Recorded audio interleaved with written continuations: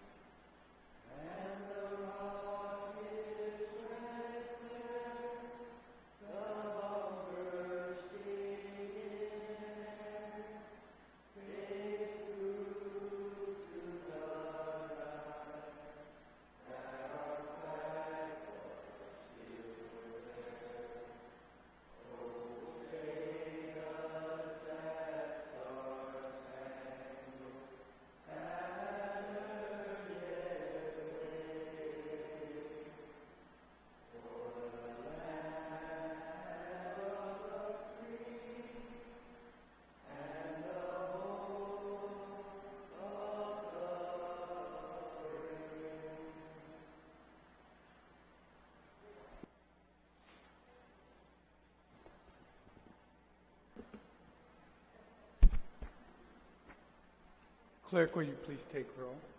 Senator Atta. Senator Uggan. Senator Castro. Speaker Cruz. Senator Espadon. Senator Esteves. Senator Lee. Senator Morrison. Senator Munoz. Senator Nelson. Senator Rodriguez. Senator San Augustine. Senator San Nicolas. Vice Speaker Terlahi. Senator Torres. Mr. Speaker, there is a quorum. Thank you. Mr. Majority Leader, you recognized. Mr. Speaker, I move to approve the legislative journals dated February 19th, 2018 and February 22nd, 2018, subject to corrections. On the motion to approve the legislative journals dated February 19th, 2018 and February 22nd, 2018. Are there any objections? Hearing none, motion is approved. Mr. Majority Leader. Mr. Speaker, there are communications and petitions, and I move that they be appended to today's session journal. On the motion that communications and petitions be appended to today's journal, hearing no objection, you recognize, Mr. Majority Leader. Mr. Speaker, there are messages from Imagalahing Guahan, and I move that they be appended to today's session journal. On the motion to append the messages from Imagalahing Guahan to today's journal, hearing no objection, motion carries. Mr. Speaker, there are reports of standing committees, and I move that they also be appended to today's session journal. On the motion that reports of standing committees be appended to today's session journal, hearing no objection, carries. Mr. Speaker, there are no reports of select committees. Thank you. You may proceed. Mr. Speaker, I move that bills introduced, bill numbers 248-34 through 259-34 LS and 260-34 COR through 275-34 COR, and resolutions introduced, resolutions numbers 352-34 LS through 367-34 LS and 368-34 COR through 389-34 COR, and certificates introduced, certificate numbers 224-34 COR through 226-34 COR, 227-34 LS, and 228-34 COR through 238-34 COR be deemed to have been given their first reading. On that motion, hearing no objection, motion carries. Mr. Speaker, I move to excuse senators not present for today's legislative session. Hearing no objection. Mr. Speaker, I move that all congratulatory, commendatory, and condolence resolutions and legislative certificates introduced today for the remainder of this legislative session be considered to be first read and adopted, to allow the Legislative Council to make technical corrections, and to add all senators as co-sponsors. On that motion, hearing no objection, motion carries. Mr. Speaker, I move to place the following from the committee, the following legislative concurrence items. I move to place from the Committee on Education, Finance, and Taxation the nomination of the following: Roberta M. Abaday to serve as Community at-Large Member of the Guam Commission for Educator Certification with a recommendation to do confirm. Dr. Lisa Baza Cruz, EDD, to serve as member of the Guam Commission for Educator Certification with a recommendation to do confirm. Mr. Earl J. Garrido to serve as a member of the Cockpit License Board with a recommendation to do confirm. Mr. Edward B. Palacios to serve as a member of the Cockpit License Board with a recommendation to do confirm. From the Committee on Health, Tourism, Military Affairs, and Senior Citizens, the nomination of Gregory J. Cruz to serve as a respiratory therapist representative of the Guam Board of Allied Health Examiners with a recommendation to do confirm.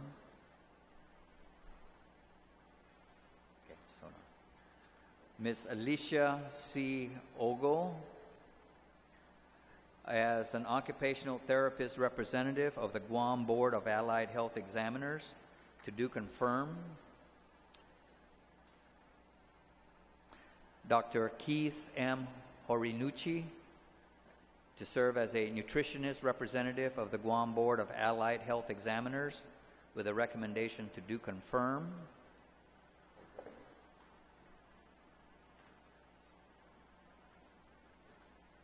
I'll get back to that.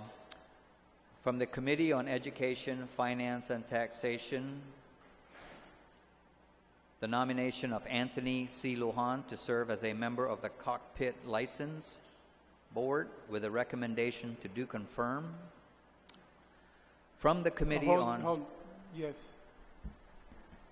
Thank you very much, Mr. Speaker. Mr. Speaker, on the previous nominee that was just highlighted by the good senator, the appointment of Anthony Lujan to the Cockpit License Board, I would like to express my opposition to that particular appointment, not because of the personality and the ability that he can contribute, but because of his place of employment. I've held a position, even in a previous appointment, where in fact an unclassified employee in the government of Guam should not serve in our boards and commissions, specifically because they could otherwise be influenced. So I retain that same position as it applies to the appointment of Mr. Lujan. Thank you very much, Mr. Speaker. Do you object to it going to the voting file? Are you objecting to it going to the voting file? Or just objecting to the nomination? Yes.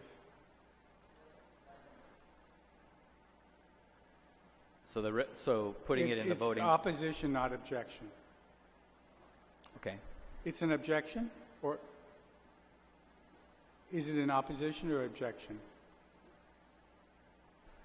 It's in opposition, Mr. Speaker. Thank you.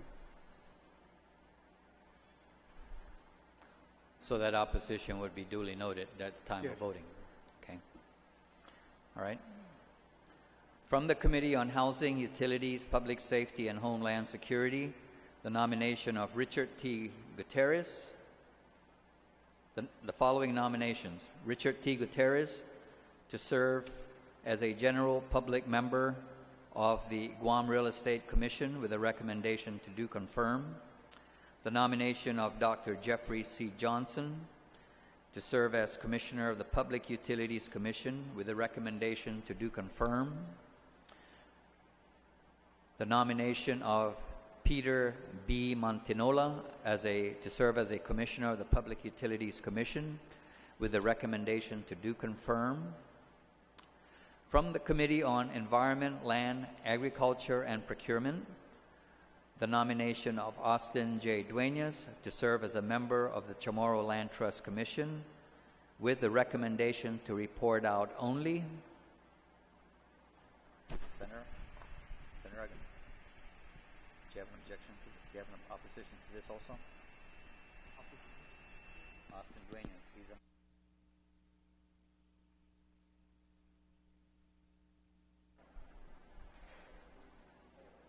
You're not objecting to that? Okay. The nomination of Chantel T. L. Tichira to serve as a member of the Chamorro Land Trust Commission with a recommendation to do confirm. From the Committee on Culture and Justice, on the following nominations: David R. Duenas to serve as a member of KGTF/PBS Board of Trustees with a recommendation to do confirm, and Ms. Laura M. Torres Sauder to serve as a SINA representative of the COSAS Board of Advisors with the recommendation to do confirm. On those nominations, going to the voting file, is there any objection? Hearing none. Mr. Majority Leader, you recognized. So, Mr. Speaker, we're down to the second reading file. Okay, before we leave motions, did I understand that there were two individuals that wanted to be recognized in motions? Senator Snodgrass. Mr. Speaker, notwithstanding the House rules, I move to place Bill number 159-34 as amended by committee, an act to amend Section 6102 of Article 1, Chapter 6, Division 2 of Title 17, Guam Code Annotated, relative to extending the duty to send children to school from the age of 16 years to the age of 18 years. I'm sorry, we were in legislative concurrence, so a motion to go back to motions is approved. Go ahead and make your motion. So repeat it. Yeah. You have to move to go back to motions. Oh. No, we're still in motions. No, No, we're not? Oh. we were in legislative Then concurrence. the motion to go back to motions, then? Hearing no objection.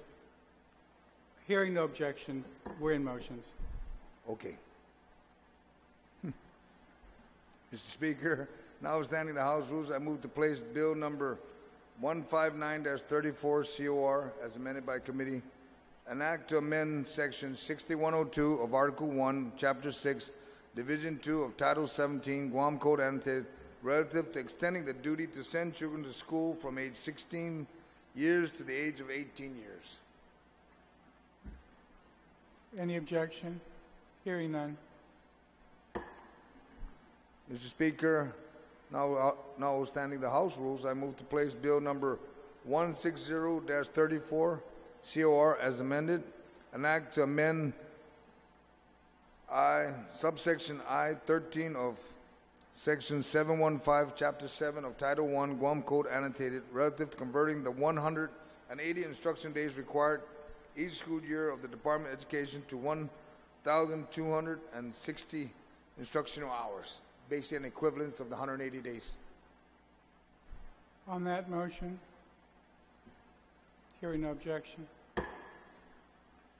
Mr. Speaker, notwithstanding the House rules, I move to place Bill number 161-34 COR, an act to transfer Lot 5173 New 2-2-R2, known as the Tamuning Multipurpose Field, and a portion of Lot 5173-New 3 from the Tomorrowland Trust inventory to the jurisdiction and responsibility of the Tamuning Mayor's Office. On that motion. Thank you. Senator Nelson, did you wish to be recognized in motions? Thank you, Mr. Speaker. Mr. Speaker, notwithstanding the House rules, I move to place Bill number 226 onto the session agenda.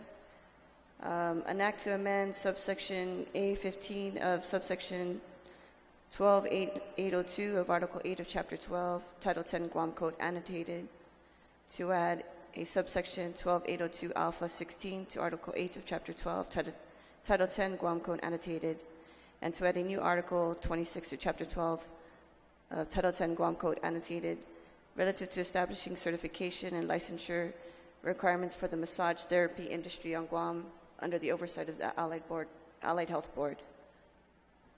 Any objection? Okay, thank you. Thank you, Mr. Speaker. I move to add Bill number 145 onto the session floor and onto the session agenda and to substitute it as substituted on the floor. And that is relative to removing the requirement that the Guam Housing Corporation appropriate a sum certain from its revenues to ensure a reserve balance every fiscal year, and to authorizing fees imposed on the sale and transfer of interest on real property to be deposited into the Housing Trust Fund program. Thank you. Thank Any you, Mr. objection?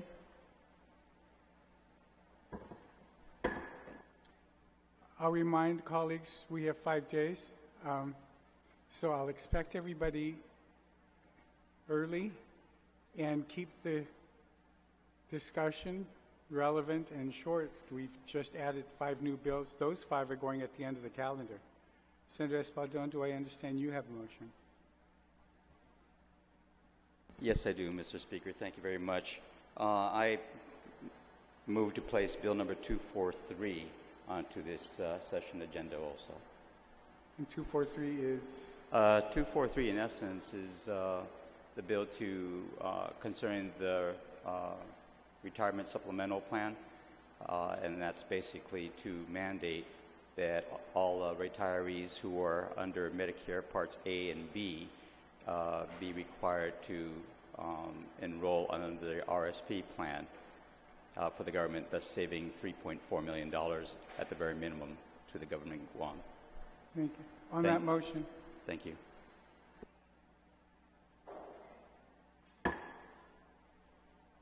Yes. Mr. Speaker, just I guess procedurally, I should have said notwithstanding the House rules.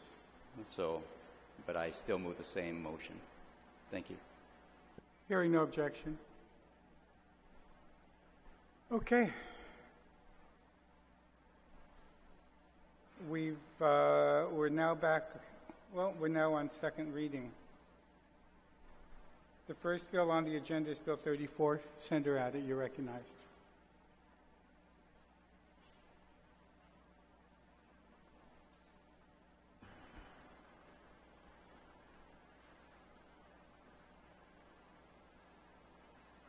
Mr. Speaker, I move to accept Bill 34-34 COR as amended by the Committee on Environment, Lands, Agriculture, and Procurement Reform, and a version that is substituted on the floor. Has a substituted version been circulated? They are circulating it now.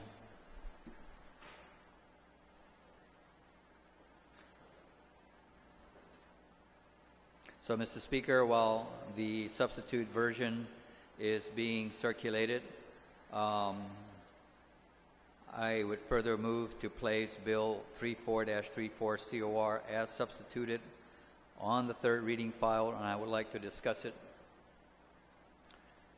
So what you see in the substitute version is the highlighted portions are the additional changes that have been made, and so instead of making amendments as we go along, I'm just putting it all on this substitute version.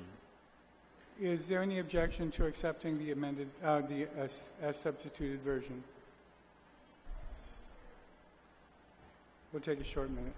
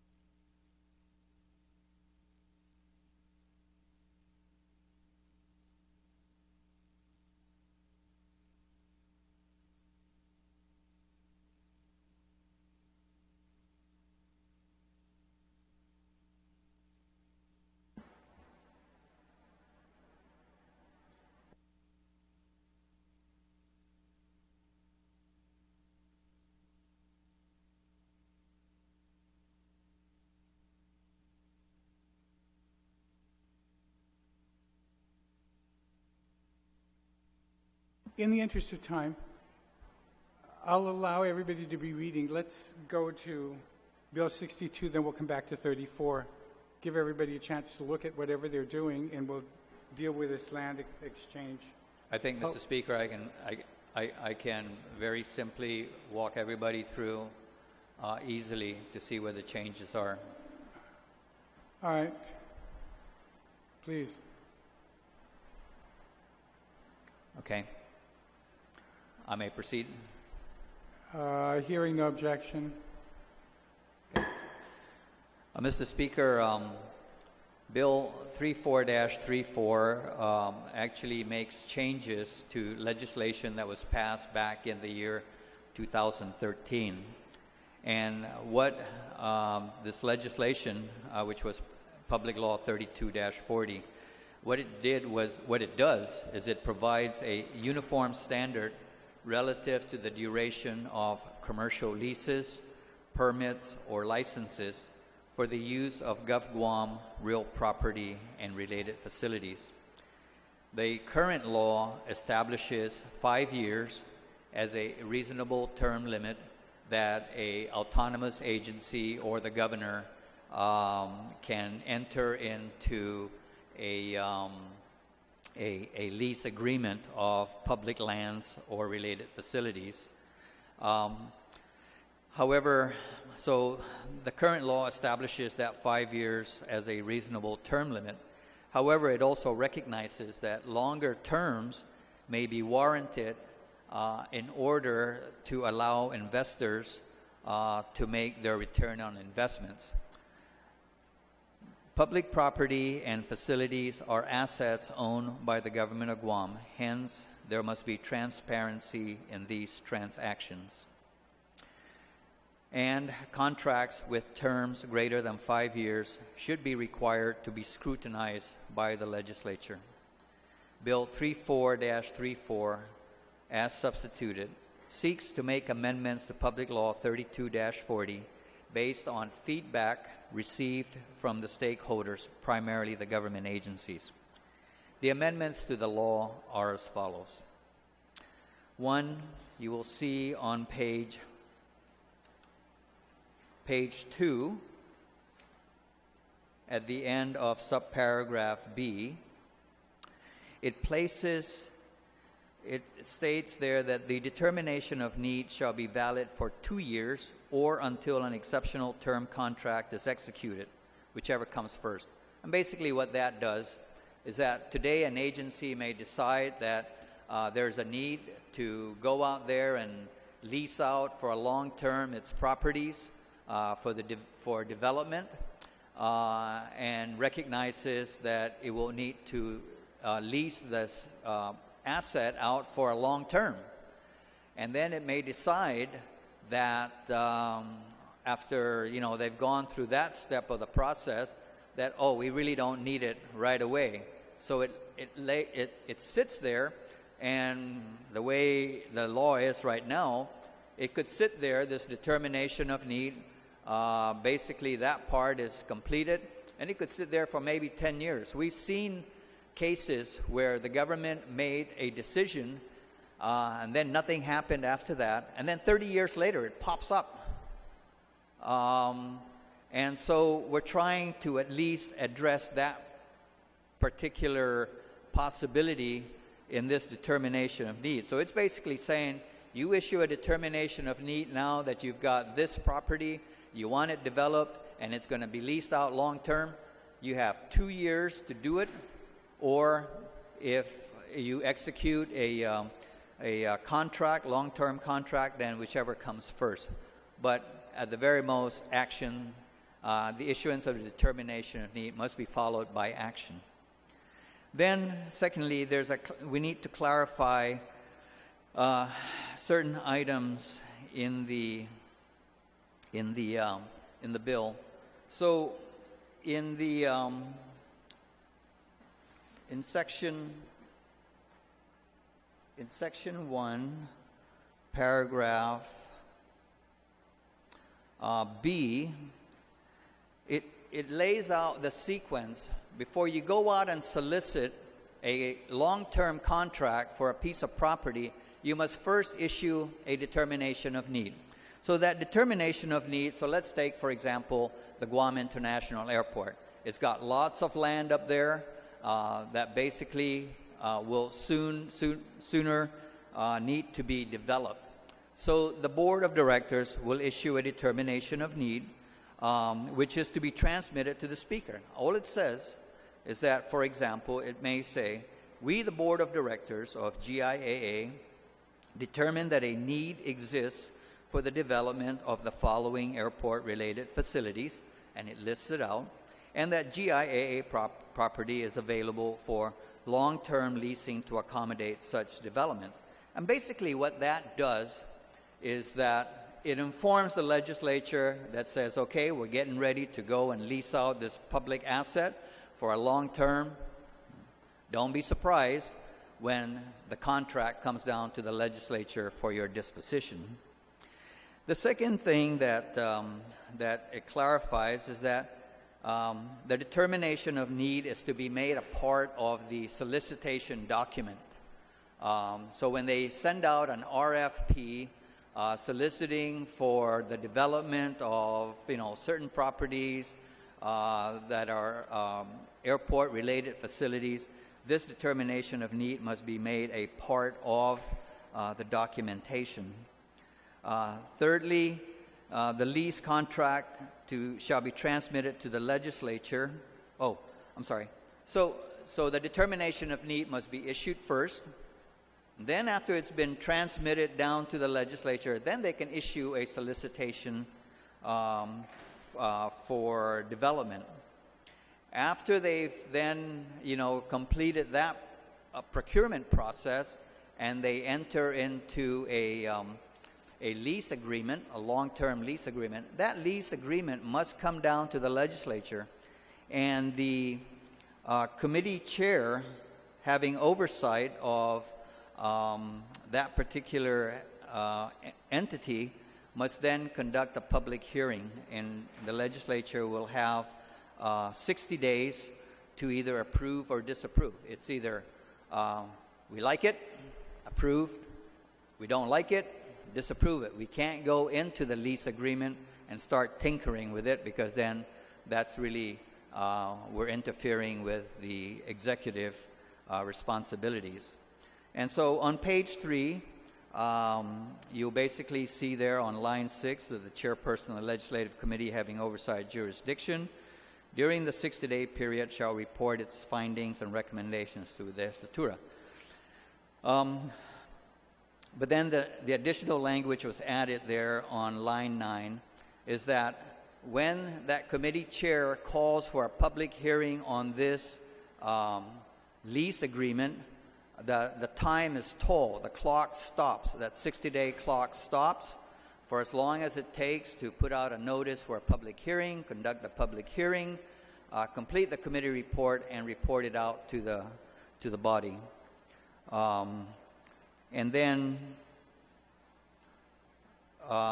so that basically are the changes that is being made to the current Public Law 32-40. And so what I've done is I've highlighted there the items that were further being changed or amended after the committee had reported out the bill. Any senator wish to be heard on the main motion?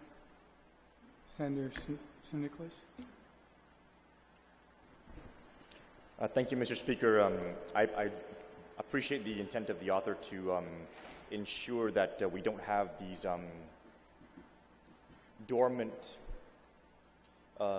use intentions pop up years later. I wanted to clarify my reading on page 3, because I'm not quite sure exactly how the mechanics work, and I would yield either to it as a question to the author or to legal counsel. My reading of it, starting on lines 1 to 5, those two sentences that encompass those lines, is that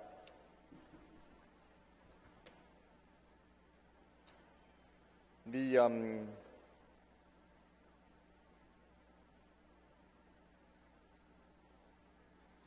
matter shall be put to the legislature as a whole, and within 60 calendar days from that, the contract, lease, permit, or license shall be deemed approved by y legislatura en Guam. But then if you go down to lines 9 through 12, the new language would read the 60-day period allowed for the legislature to approve or disapprove the contract, lease, permit, or license shall be told from the time that a public hearing is noticed and the committee report is completed. And so I'm trying to understand, does the 60-day clock start immediately upon receipt, the 60 calendar day, or does it start from the time that a public hearing is noticed and the committee report is completed? Is that when the 60 calendar day starts? And I think it's very critical to understand this, because when those contracts or leases or permits come to the body and it gets referred to a committee, if the committee elects not to even have a public hearing, would that prevent the 60-day clock from even starting altogether? So which is the operative time frame? When does the 60-day clock start? Upon receipt by Legislatura, or upon scheduling of the public hearing and the filing, and the completion of the committee report? Do you yield? Yes, Mr. Speaker, I yield. So the 60-day time clock will commence upon receipt of the lease that has been sent to the legislature for its disposition. So as soon as then the secretary logs it in, the clock starts. Now, to the point about if the committee chair decides not to do a public hearing, that is really not an option, because you'll see that on line 5 it says that a public hearing shall be conducted. And again, it's being made prescriptive because we want to make sure that there's transparency on this long-term leasing of a public asset. Now, that 60-day clock stops when the committee chair has then issued out a notice, a public notice for a public hearing on a bill to either approve or disapprove the lease. And the clock stops for as long as it takes to get through that notice, to conduct the public hearing, and to report out the bill from committee. Once it gets reported out, the 60-day clock starts again. And then whatever is remaining of the 60 days, that's how much time the legislature has to act on it. And if it decides that it will approve the lease agreement, it would do so by enactment into law. And if it recommends disapproval, it shall be by resolution.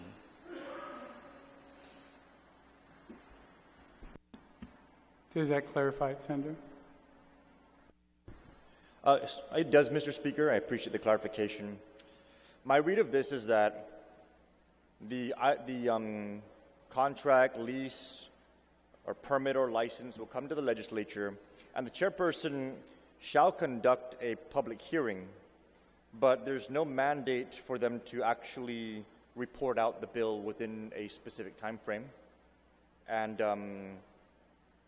I'm still not certain that the way lines 9 through 12 is written makes the public hearing and the time it takes to file the committee report inclusive of the 60-day clock. I think if we're trying to make it be a 60-day only window, we need to kind of change some of the language on line 10. But I'm trying to understand if that's the intent. Is the intent to make the committee process inclusive of the full 60 days or exclusive of the full 60 days? As in, the 60 days does not start until the committee report, the public hearing is noticed, and the committee report is completed.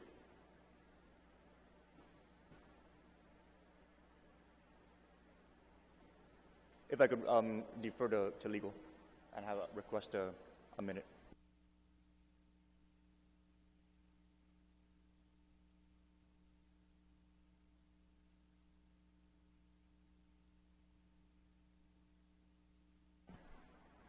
Legal's requested a short recess to address this.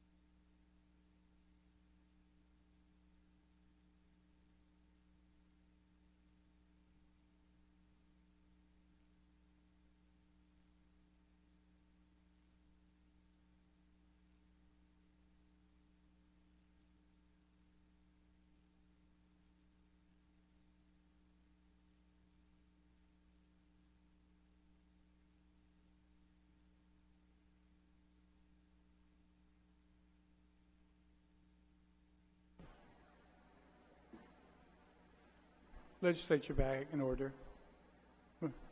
Senator Abbott, you're recognized.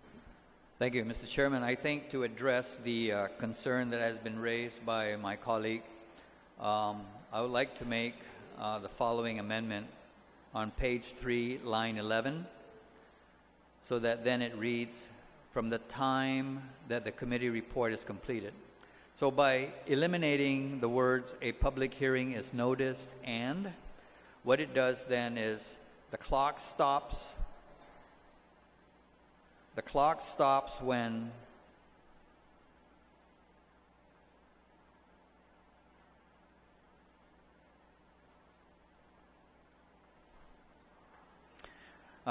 let's take we can take a minute recess.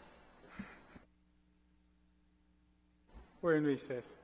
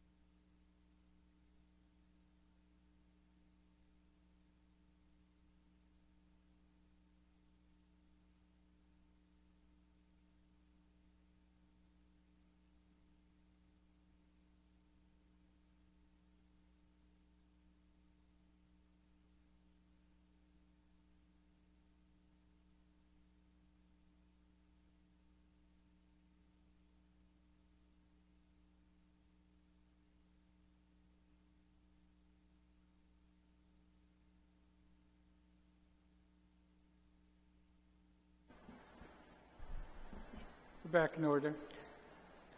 Mr. Chairman, Mr. Speaker, I'd like to make the following amendment on page 3, line 11, so that it reads, this is with respect to when the tolling begins. So on line 11, it should read, from the time that a public hearing is noticed and until a committee report is completed. So that identifies when the clock stops, when it starts again, and that's when the committee report is completed. And a committee report is not complete until it's been reported out of committee and transmitted to COR, according to our standing rules. Is that clear? All right. Thank you. Senator Nicholas, you still have the floor. Any other senator we wish to be heard on the main motion? Senator Uggan. Mr. Speaker, thank you very much. Hold on a second. I guess I didn't add. I didn't take action on the amendment. On the amendment by Senator Ada to insert the word "until" on line 11. Is there any objection? On the amendment, Vice Speaker. Thank you, Mr. Speaker. The amendment, I think, is better than the original, but I would ask the sponsor to consider whether we really want to say shall be told until the time that a public hearing is noticed and the committee report is completed. I think it's been my experience that it's getting harder and harder to schedule public hearings, and the whole intent of the underlying law is to make sure that there is a public hearing, to make sure that the legislature acts on it, and I would like to give the legislature adequate time to do that. But once the committee's done the committee report, then the 60 days should commence. Otherwise, I have no objection to this amendment, Mr. Speaker, but I think I would ask the sponsor, we could also add it to the beginning of before the public notice. Because otherwise, the 60 days could um,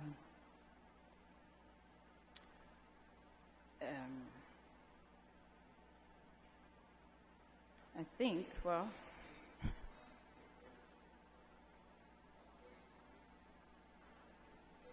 yes, see, without any action, within 60 calendar days, it's a default disapproval. I mean, sorry, default approval. I'm sorry, Mr. Speaker. Could I ask for a 1 minute recess? Okay, well. We stand in recess. Thank you.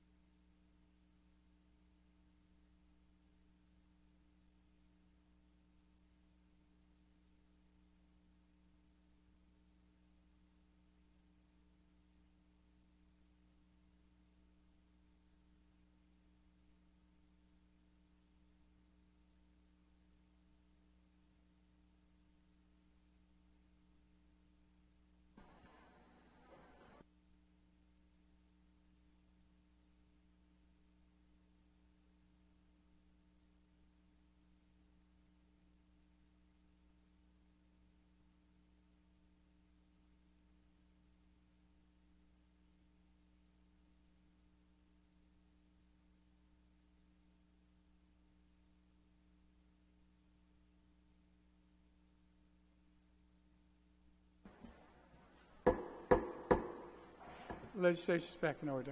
Madam Vice Speaker. Mr. Speaker, I remove my objection to the amendment. Thank you. The motion to withdraw, no objection. Any other senator wish to be heard on the main motion? Oh, yeah, that's right. You have the floor, Senator Egan. Thank you very much, Mr. Speaker. And buenos dias para hamjuda hogus and todos and adon mangai gini. Mr. Speaker, just a couple of questions. And first and foremost, I did have a sidebar conversation with the legal counsel in regards to this particular proposal because it's dealing specifically with contracts in excess of 5 years, whether there will be any direct implications with a court case that is presently before the judiciary. And I was assured that by virtue of any passage of this legislation that it would be prospective in application. So that concern has been addressed. The one question I have, Mr. Speaker, if I may, with the sponsor of the legislation, because I'm reading the section that we just concluded some of our conversations on, and that's subsection D. And it's a similar concern that was just shared by the previous speaker on line 4 and 5, or 2 to 5. It reads, if the legislature in Guam takes no action to approve or disapprove within 60 calendar days from the date of filing with the speaker, the commercial contract, lease, permit, or license shall be deemed approved by a legislature in Guam. So taking that, and in the same paragraph, it also requires, like the sponsor of the legislation shared with us, it requires that in fact a public hearing be conducted and that the time is going to be suspended between the date of the public hearing as well as the conclusion of the report. But then it goes on to read, Mr. Speaker, lines 12 to 14. After the completion of the committee report, it says, recommendation for legislative approval shall be by enactment into law, and then a subsequent sentence, recommendation for legislative disapproval shall be by resolution. So I'm trying to reconcile, Mr. Speaker, and also with the sponsor of the legislation, I'm trying to reconcile that paragraph because, like I shared a little earlier, the first sentence reads, shall be deemed approved by a legislature in Guam, and then the last two sentences of that paragraph reads, recommendation for legislative approval shall be by enactment into law, and then it also reads, recommendation for legislative disapproval shall be by resolution. So can someone please clarify and help me understand whether in fact it's an automatic clause for approval once the committee report is reported out, or is there going to be a required subsequent action after the committee report is reported out on this on any measure, and it would either require legislative enactment or legislative disapproval by resolution. So, Mr. Speaker, if I can ask the sponsor of the legislation to help me understand exactly this process and how a piece of legislation would be enacted. Thank you, Mr. Speaker. Do yield. Thank you. Thank you, Mr. Speaker. Mr. Speaker, the language on lines 12 and 13, where it reads, recommendation for legislative approval shall be enactment into law, and recommendation for disapproval shall be by resolution. Because then in the committee report, at the end, the committee recommends either to approve or to disapprove. So then if the committee recommends to approve the lease, then the next step will be to get that particular bill on the session agenda for the legislature to vote on. If the committee recommends disapproval, then all it needs to do now is just circulate a resolution, and that's the end of it.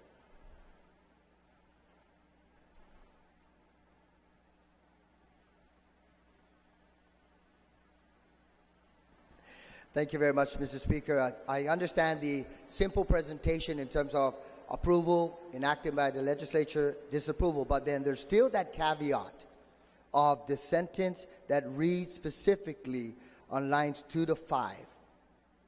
Within 60 calendar days from the date of filing, the Speaker, the commercial contract, lease, permit, or license shall be deemed approved by Il Legislature in Guam.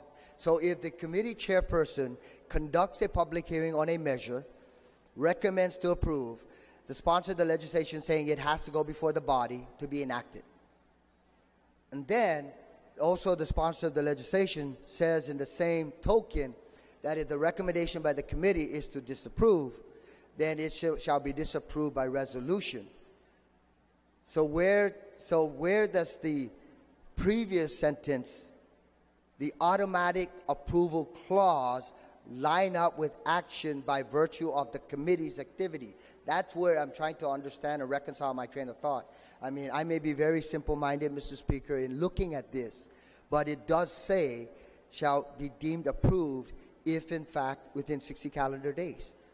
So that's where I am trying to understand. Perhaps we just need to reword it slightly so that it's clear, or does the action of the committee and the committee report suspend automatic approval clause? Because there is an automatic approval clause here that I alluded to a little earlier.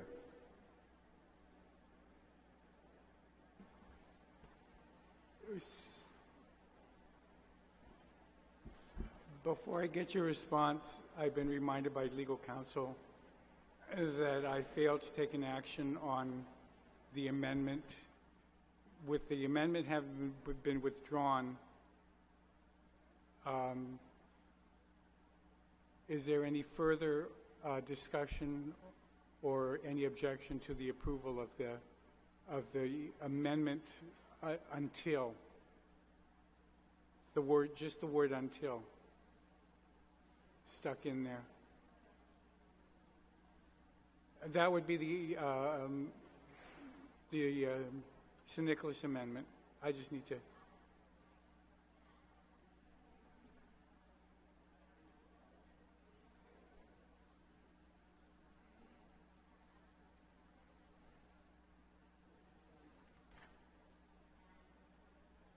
Oh, I'm sorry. It's the ADA Amendment.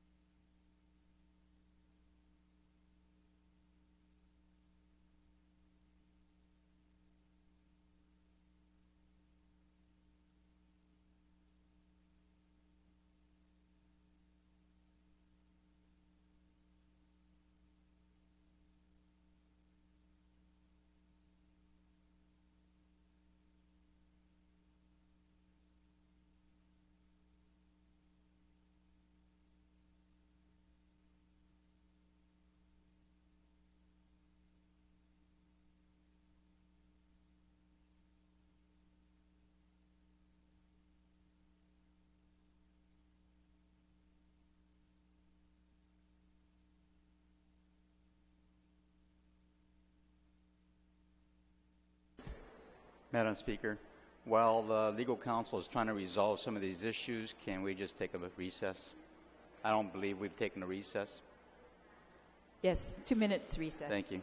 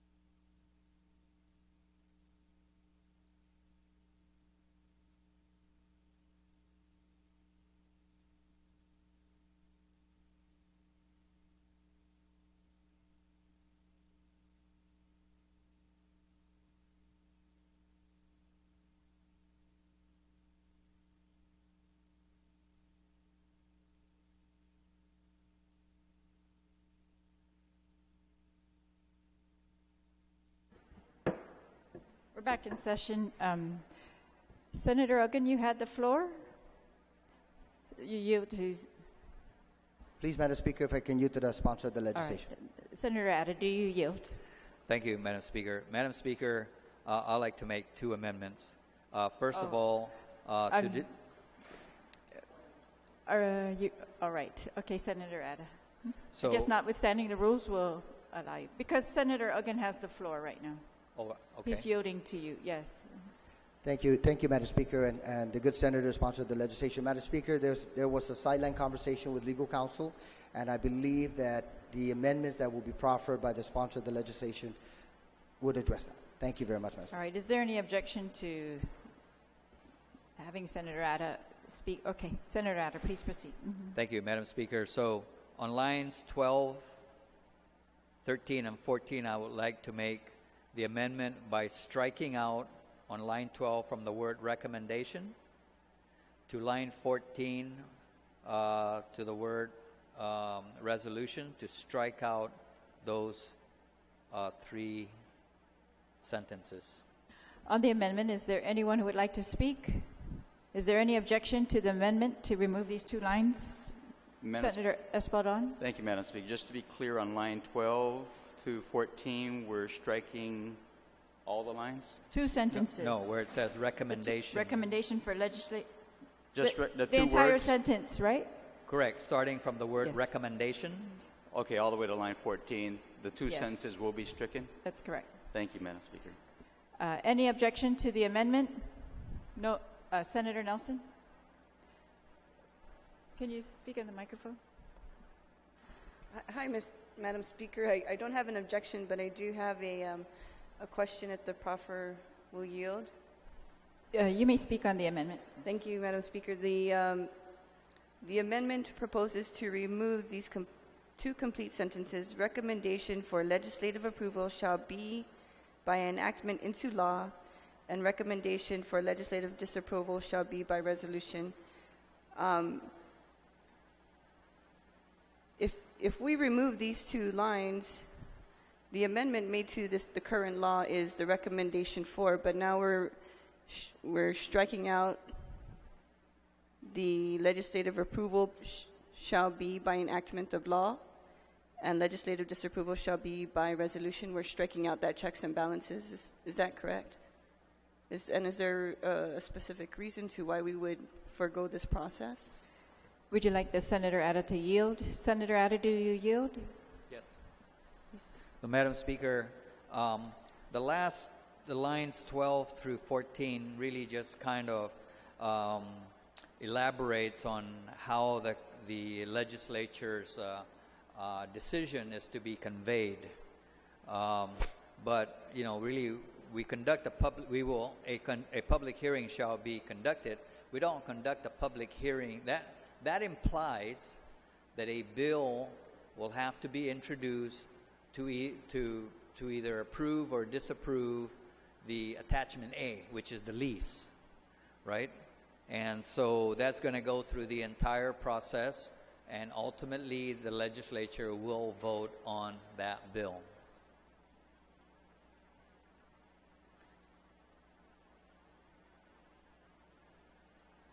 Senator Nelson. Thank you, Madam Speaker. I don't know if. Please correct me if I'm wrong. So,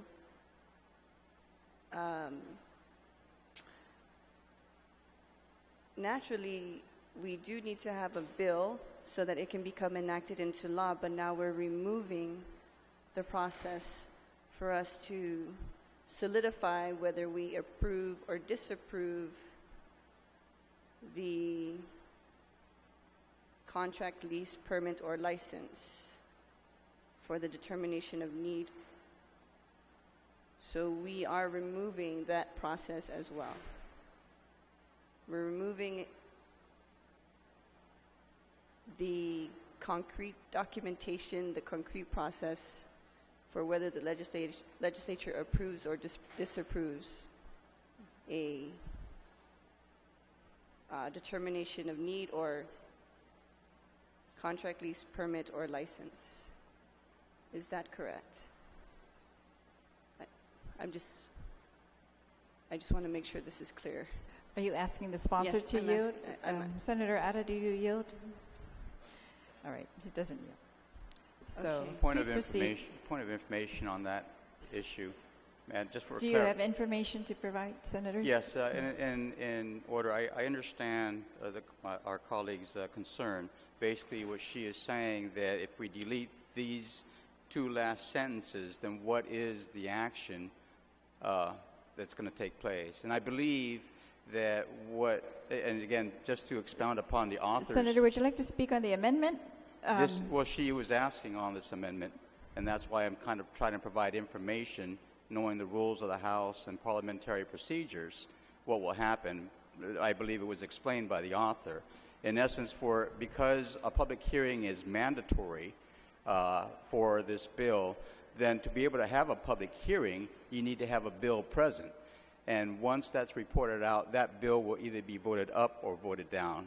There would be no requirement for a resolution to disapprove, because just by the act of not voting a bill into law or into enactment, then that in itself would be an expression of the disapproval. Senator Nelson? No, yes, I understand that. But now the amendment is to remove the bill process even from the current law itself. So that's we're removing that piece also. Thank you, Madam Speaker. On the amendment to remove the two lines for legislative approval, Senator Uggan? Thank you very much, Madam Speaker. Madam Speaker, I'd like to thank the sponsor for considering that particular provision, those particular provisions being deleted, because now it would revert back to the automatic approval clause specifically. In light of a public hearing, that after the committee concludes the committee report and the clock starts ticking, so to speak, within that required 60-day time frame, now the legislature would have more than ample time to be able to literally either present the initiative before the body in legislative form, in legislation form, or allow that particular contract to be able to term out as authorized by this provision. So I thank the sponsor for making these proposed amendments. Thank you, Madam Speaker. On the amendment, is there anyone else who would like to speak?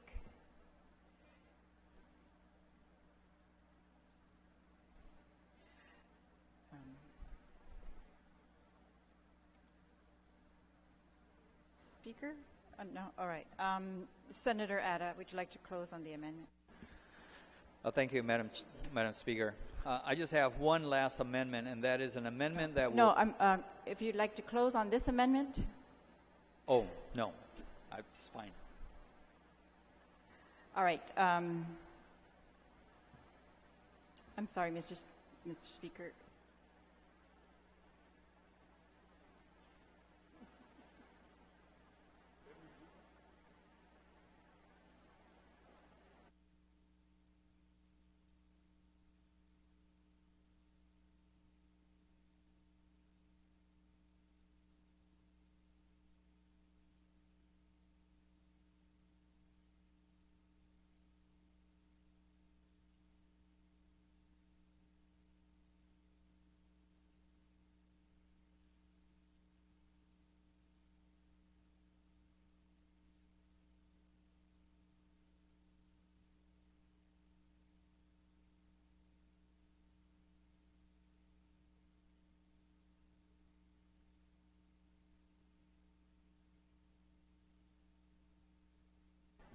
I'm sorry. So Senator Atta, on the amendment. So did you want to close on the amendment?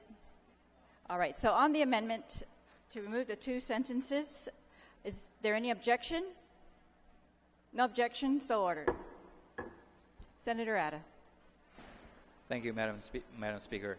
I would like to make just one final amendment, and that is to tie in the public hearing, the process, the flow of how things will go, wherein the lease is filed with the legislature, and then the way it reads on line 5 there is that if the legislature does nothing in 60 days, it will be deemed approved.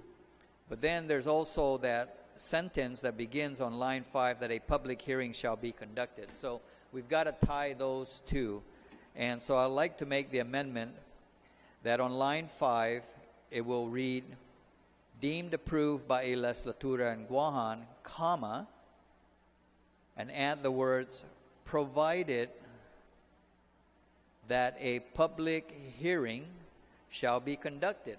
So the automatic approval provision does not kick in if a public hearing has not been conducted.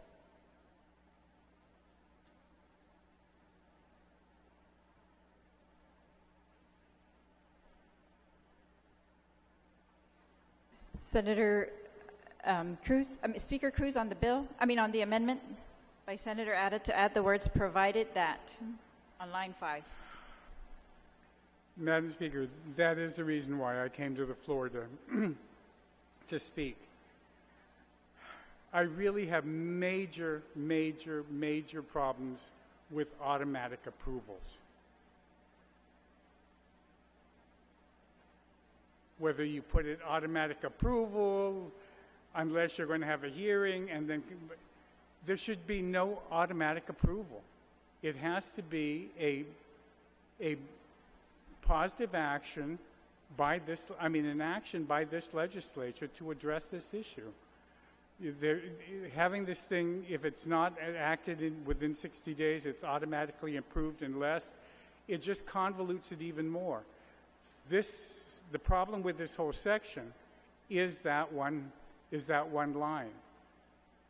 It should either be removed and just go straight to a public hearing shall be conducted.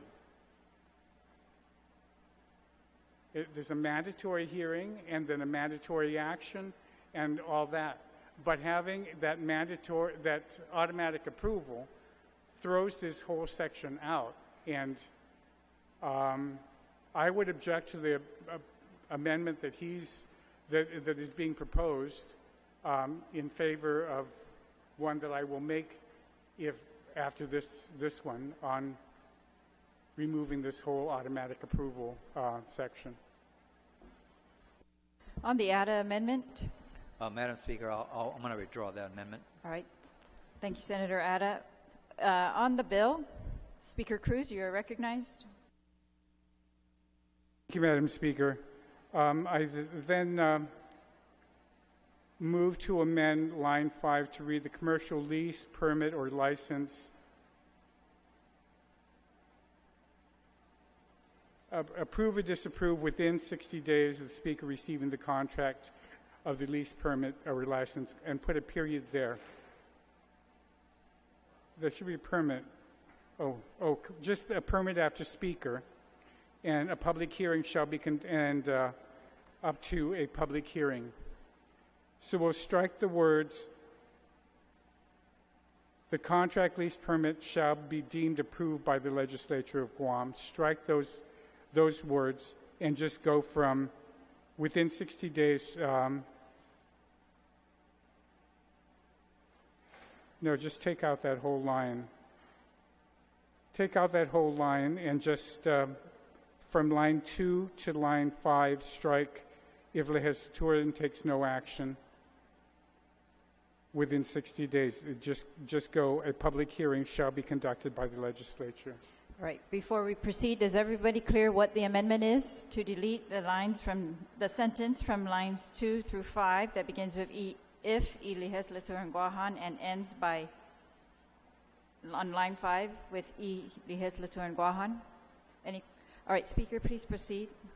What I'd like to do, Madam Speaker, with the amendment and with assistance of legal counsel, I'm not sure if that whole sentence needs to go, but there can be no automatic approval. This legislature really needs to take an action. And I'm glad that they have a provision in here that a public hearing shall be conducted, and it's mandatory, because we have to have a hearing to determine why this determination of need is and whether or not it's a good thing to do. But there has to be a hearing, and there can be no automatic approvals. It's got to be an affirmative action taken by this legislature to approve or disapprove any lease without default to an automatic approval by inaction.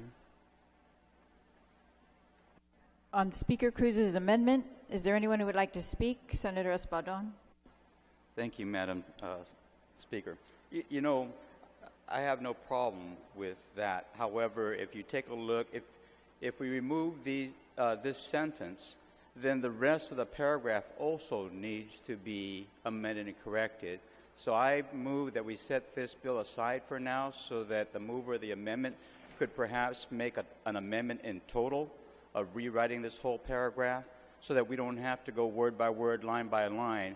In other words, to reflect the intent of the amendment, it needs to be in totality as opposed to piecemeal. So I move that we set this bill aside so that an amendment can be prepared to really address this situation properly. On the motion to set the bill aside, is there any objection? There's an objection. All in favor, please raise your hand.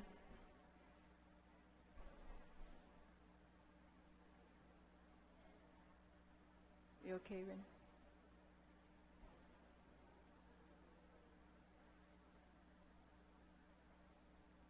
Clerk, are you all right? Oh, you ready? All right. All right, so the bill's set aside.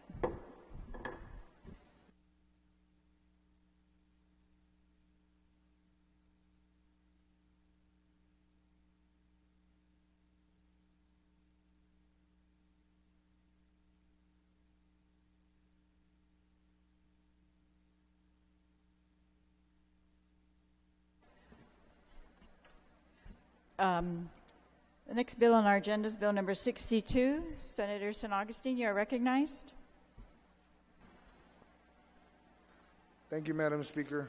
I move to place Bill number 62-34CR as amended by the Committee on Environment, Land, Agriculture, and Procurement Reform.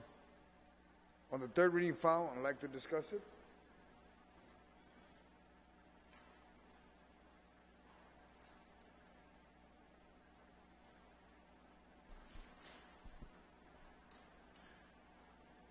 On that motion, you're recognized.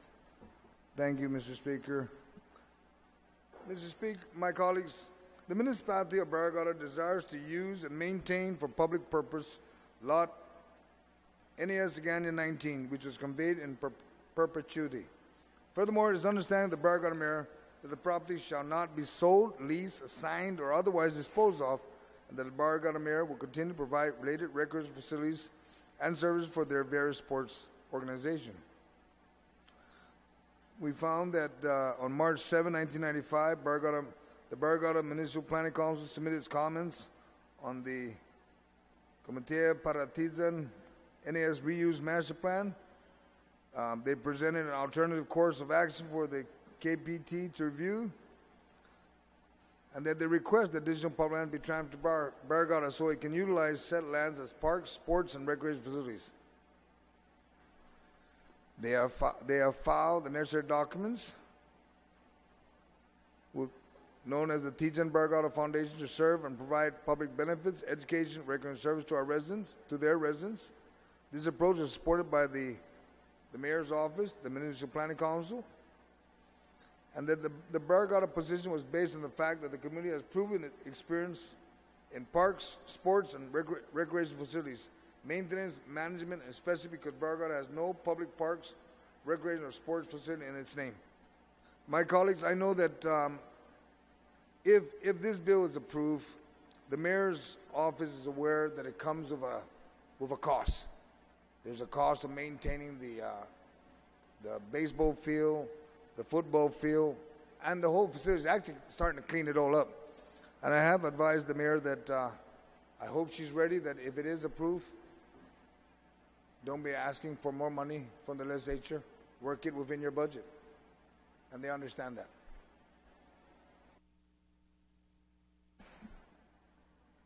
On the main motion, any senator wish to be heard?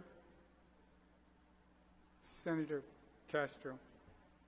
Thank you, Mr. Speaker. I just want to reflect in the record that I rise in support of the measure. Thank you. Senator Ada. Thank you, Mr. Speaker. I have no problem with transferring it to put it in the jurisdiction of the Barrigada office of the mayor of Barrigada. I just want to put in the record, though, that it is made clear that now by taking the jurisdiction of this particular field, that will represent approximately, just for the baseball field alone, those fields represents about an additional $10,000 a quarter for electricity to keep those lights burning.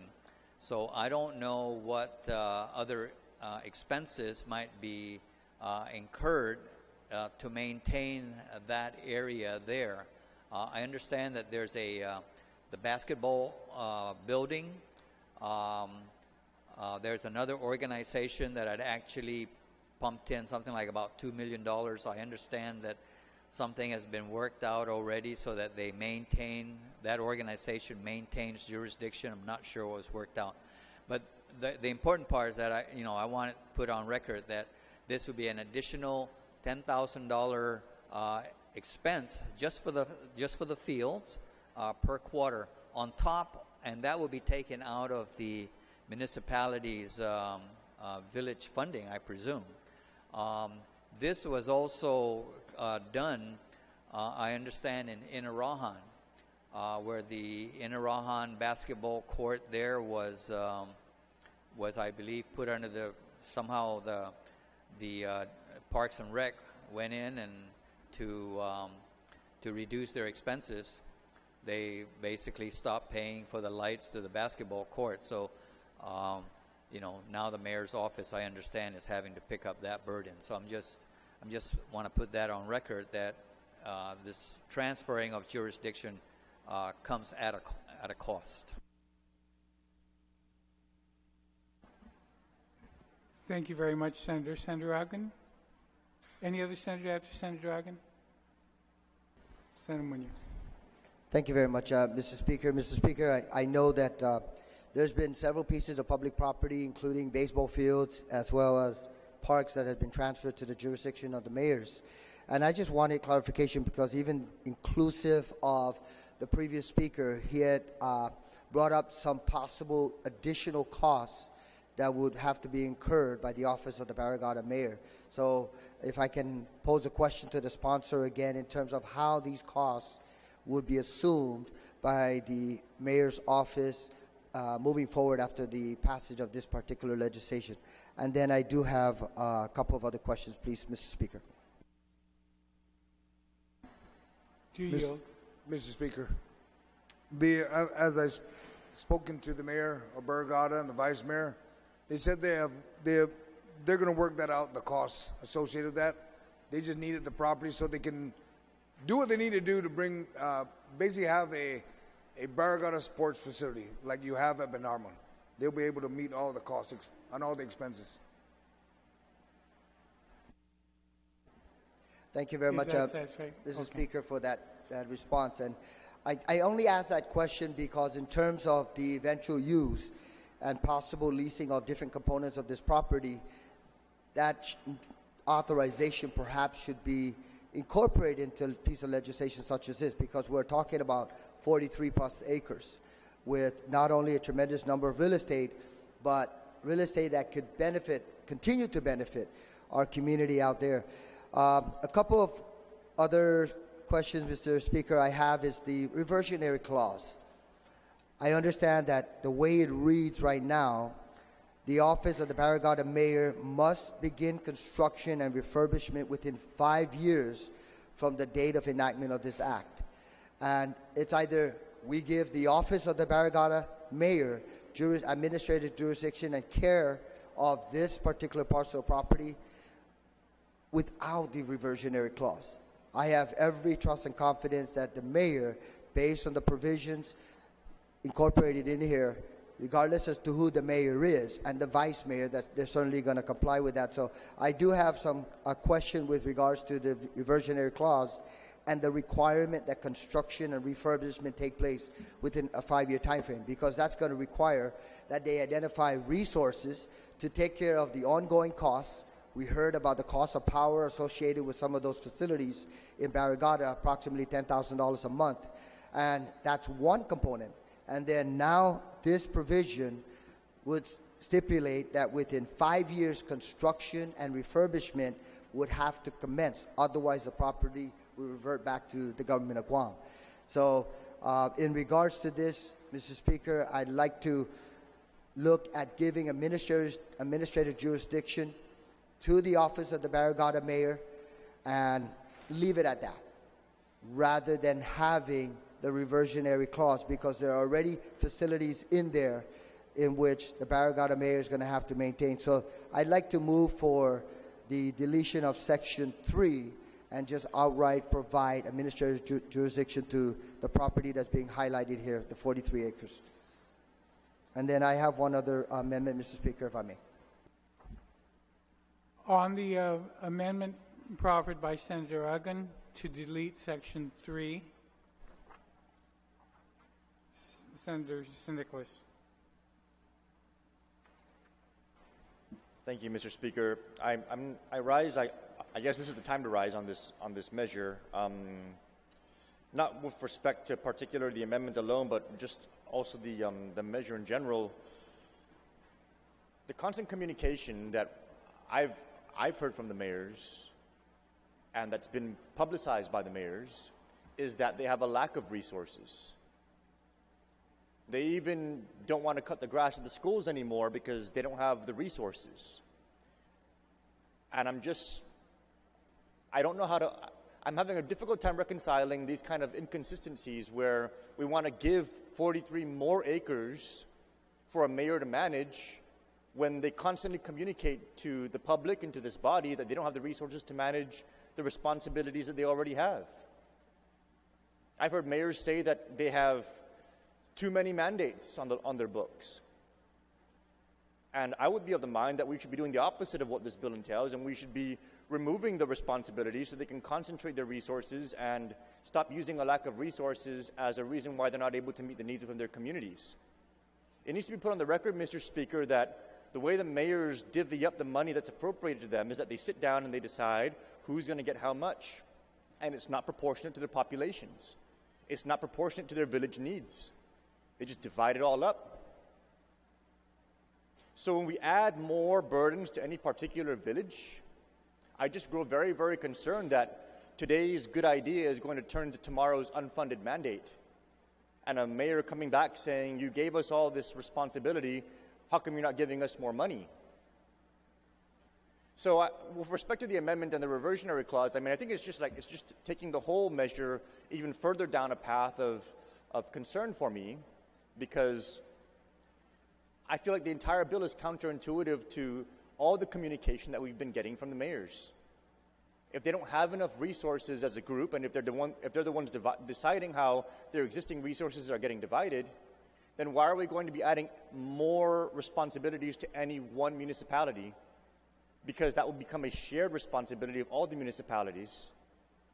And that means that a responsibility that we put on one village is going to be a burden that's going to be borne by another because of the way they divide up the resources that are the financial resources that are already allocated to them. So it's in that context that I'm uncomfortable even removing the reversionary clause. And I'm further uncomfortable with that because I'm not even quite sure what it is that this reversionary clause was related to. This Barrigada Municipal Planning Council plan that was submitted on the Komitea Partizan was in 1995. That was 23 years ago, Mr. Speaker. I think I was a sophomore in high school. So for us to even be able to base the ability for the mayor to absorb this responsibility on a plan that had pricing and layouts and decisions that were made in a 1995 context, I just think it's very difficult for me to take comfort in that, especially with the communication that we've been receiving 23 years later, that they don't have enough resources to meet their existing mandates. So I respectfully object to the deletion of the reversionary clause, but in the context of the greater bill. I don't understand why we're moving this measure forward in light of all the communication that we've been receiving from the mayors at large, given the fact that the mayors at large are the ones determining how the budget is for the entire municipal needs of this island. And if one mayor doesn't have enough, why are we giving another mayor more to be responsible for when we can't even afford what we already have on the table? Mr. Speaker. Thank you. Senator, on the amendment, Senator Castro, did you wish to speak? Thank you, Mr. Speaker. First of all, I rise in support of Senator Ogden's proposed amendment to strike the reversionary clause. While I respect the previous speaker's sentiments, I think the accurate number of years has been 25, and I take a very different approach to looking at the measure. I can't speak to other mayors' concerns about how they manage their respective municipalities, but I think this is something worth pursuing.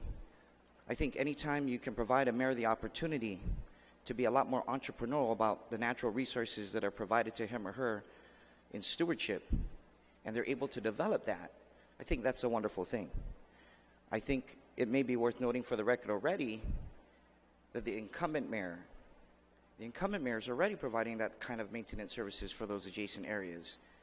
And the MPC, as well as the mayor and the vice mayor, individually and collectively, have submitted their ideas in terms of how they're going to maintain and sustain, and if not even further generate additional revenue based on those properties' availability. Further, I do to some extent share the sentiments of the previous speaker in that I'm a proponent of decentralizing the control of these properties to the mayors. I mean, in terms of less control from a central government perspective, the record also reflects, at least the mayor's testimony reflects, that the kind of support has not been provided by the executive branch in one or more areas. And so I think that if she's willing to put her best foot forward with the support of the residents, people like myself and the council, then I like to challenge them, because there's nothing to preclude this body from coming back and relinquishing control, just taking back the property in its entirety. Thank you, Mr. Speaker. Thank you, Senator Nelson. After Senator Nelson, on the amendment for the removal of the reversionary clause, and then Senator Espaldon. Thank you, Mr. Speaker. If you would just indulge me, the amendment is to remove the entire Section 3 on page 2, which is the revisionary clause. The office of the Barrigada Mayor must begin construction and refurbishment within 5 years from the date of enactment of this act. In the event the property remains idle and the office of the Barrigada Mayor does not begin construction and refurbishment within the stipulated time frame, administrative jurisdiction of the property shall revert to the government of Guam. Mr. Speaker, I object to the removal of this clause. I do support the bill, but the removal of this clause, it's easy to it's easier to add on than to take away, and this, I think, provides a checks and balance also for the people, because we need to do away with government practices where everything we do is just it bypasses the system, and this gives the incentive to whoever owns this property, whoever will receive this property, that they must have a plan of action for the said property. And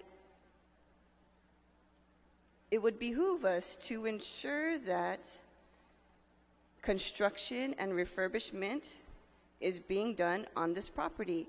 Many times, as a normal citizen, we don't know what's going on with the different different parts of the properties on our island. Perhaps even sometimes in the legislature, we don't see the actions of certain autonomous agencies so clearly. And to remove this clause, I feel, will be taking out another checks and balance system that the people elected us to ensure what is done for the betterment of our community and our island. Thank you, Mr. Speaker. Senator Espaldon. Thank you, Mr. Speaker. Mr. Speaker, I do have a question for the author, not of the amendment, but the author of the bill. And the question will be, and I'm hoping he'll yield, the question is, what kind of construction and refurbishment are we talking about? What is being mandated here? Or what is, why is that even included in the bill? Do you yield? Mr. Speaker, as I've spoken with the mayor and the vice mayor, they plan on actually clearing up all the property. That's the first thing. The next thing is they want to upgrade the football field, and they want to upgrade the field further up. There's a lot of stuff that happen up there. And if you look on the section that talks about the removal of the reversionary clause, I actually believe that the mayor is going to start construction as soon as this bill passes. We're going to start seeing some improvements up there. First from the football field, then they're going to work their way all the way up to the top and start clearing up all that debris that was left from the carnival, from the municipal planning, from the mayor's council, not Barragata mayors. Mr. Speaker, I appreciate the sentiment, but it didn't answer the question. The question is, what specific construction or refurbishment needs to happen up there on this property? If there is none, if it's just a matter of clearing up debris, boonies, say, for example, that's not construction, and I'm not sure that's even refurbishment. So, again, to be able to address the issue of whether we should remove the reversionary clause, and the reversionary clause says that construction and refurbishment must begin within 5 years, we need to know what kind of construction and refurbishment we're talking about. And so that's really to the heart of my question. What kind of construction and refurbishment are we talking about?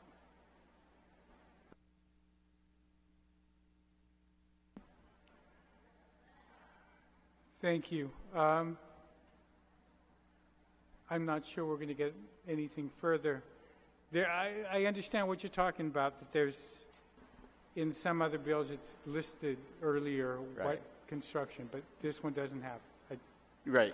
And the point here, then, is if we cannot clarify or specify, then even just the construction of a shack to perhaps sell soft drinks out of satisfies this reversionary clause in that they've done something, they've constructed something, or even just the replacement of a plank on one of the bleachers satisfies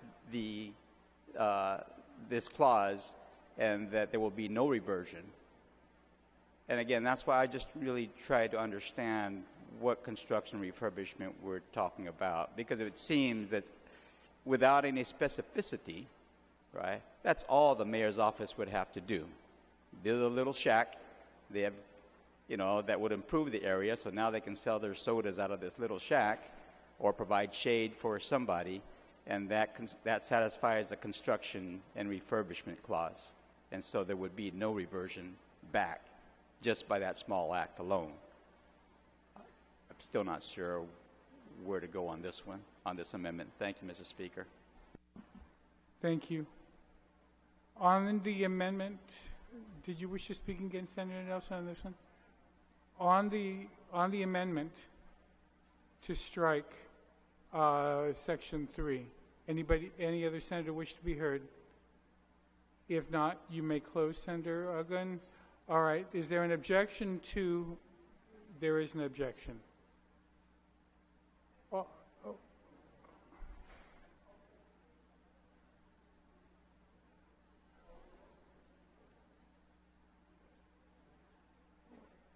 Okay, there is an objection.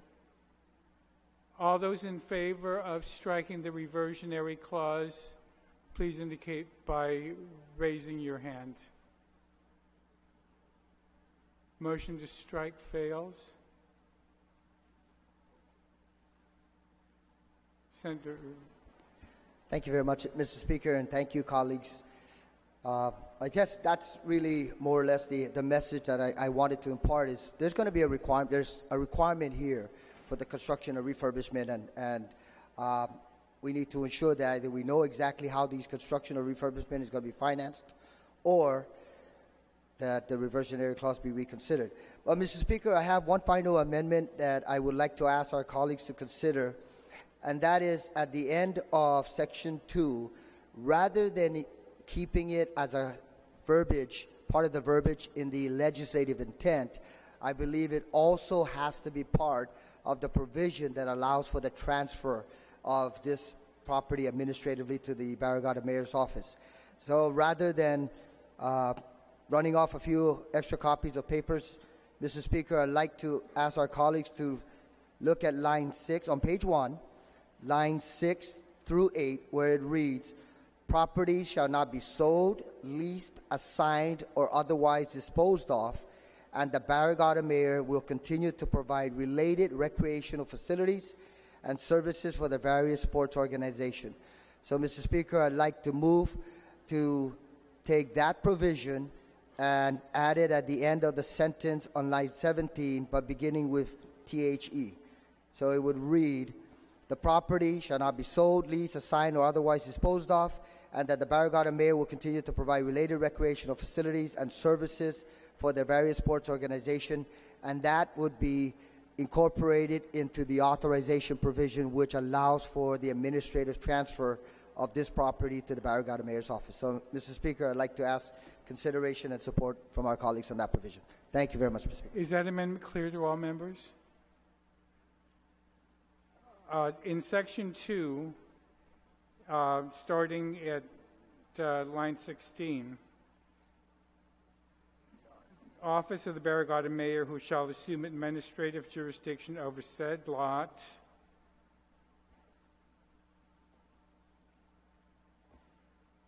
and will continue to provide related, Actually, Mr. Speaker, just add it at the end of the sentence on line 17, just that provision.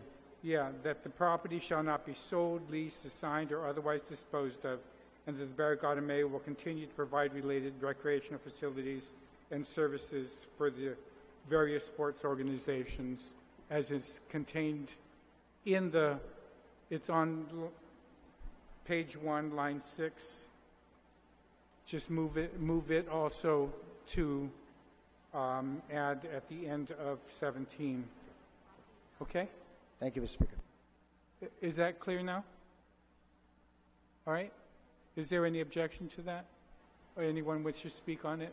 Senator Lee, then Senator Espaldon. Thank you, Mr. Speaker. Just to clarify, we're not moving this language, we're just copying it. Yes. Correct? Okay. Thank you. Senator Espaldon. Thank you, Mr. Speaker. Mr. Speaker, in order to make an informed vote on this amendment, I need to go back again to the sponsoring author of this legislation to ask him, does this bill include the Tejan Gym, which is presently under lease?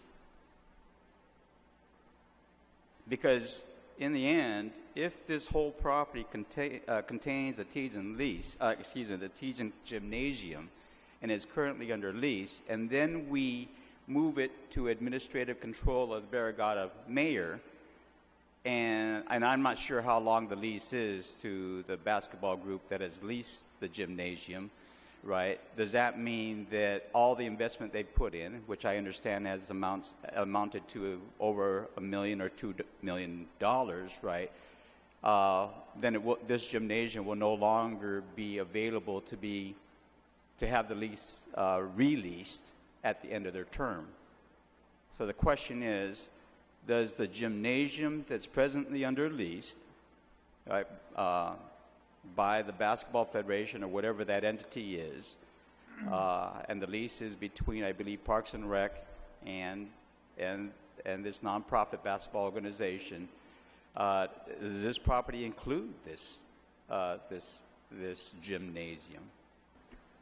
Because if it is, then we might have an issue in terms of whether the Barrigada municipality has the authority to extend the lease or to release this gymnasium after this nonprofit organization has already put in several $1 million. Senator, do you yield to that question? Yes. Speaker, just going over the committee report, during the hearing, those questions, many of the questions being asked today was asked and was answered. There's an MOU with the gym. They will continue the MOU. They've also identified that the mayor has already been talking to Mr. Calvo on what they need to do to make sure that they continue whatever agreement is on the gym and that they don't disrupt it, because that's something that you can't disrupt. And that when they mentioned earlier, first question about the fixing, it's going to be handled by the foundation, Barrigada Foundation, that will take the burden of all the costs. We'll keep to just the lease on the gym. Right. And the answer that I hear is that there is presently a conversation between this organization who has the existing lease, and the Barrigada mayor would be willing to work out an MOU. However, if we do support the amendment that's before us, in which the mayor or the municipality of Barrigada cannot sell, lease, assign, or otherwise dispose of any of the facility, then there would be no MOU. Or lease, I should say. Wouldn't the transfer be subject to current leases? Right, but again, the and issue is I'm not certain how long that lease is. It has not been stated. It was part of the question earlier, but it wasn't stated how long that lease might be. If the lease presently is for 5 to 10 years, and which again I don't know, then in 5 to 10 years, or however long the lease is supposed to be for, once it expires, right, then the municipality of Barrigada does not have an option to continue the program with this nonprofit. And if this nonprofit is actually catering to a lot of residents within central Guam, as well as, well, actually residents from all over Guam, right, then they, and even if the Barrigada municipality finds the value in releasing it or extending the lease, they don't have that ability if we do pass this amendment. Thank you, Mr. Speaker.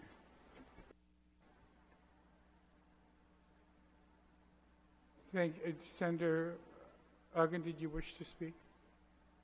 Thank you very much, Mr. Speaker. Mr. Speaker, the previous speaker certainly had a very legitimate issue.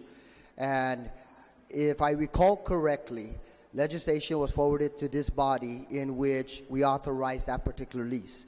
My understanding of legal implications is that that lease has been consummated for the duration. I believe the legislation, I need to go back and take a look at the numbers, but authorized a 25-year lease subject to renewal and up to 50 years, if I'm not mistaken. So that being the case, this lease will still be in effect in light of the administrative transfer of this property.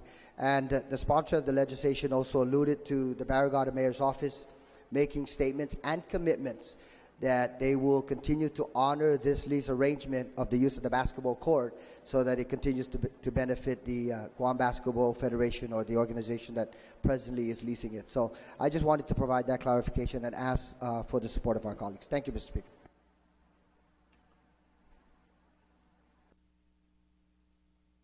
On the Uggan amendment, Senator Ada. So the on that lot up there, there is the building that was formerly used as the casino building.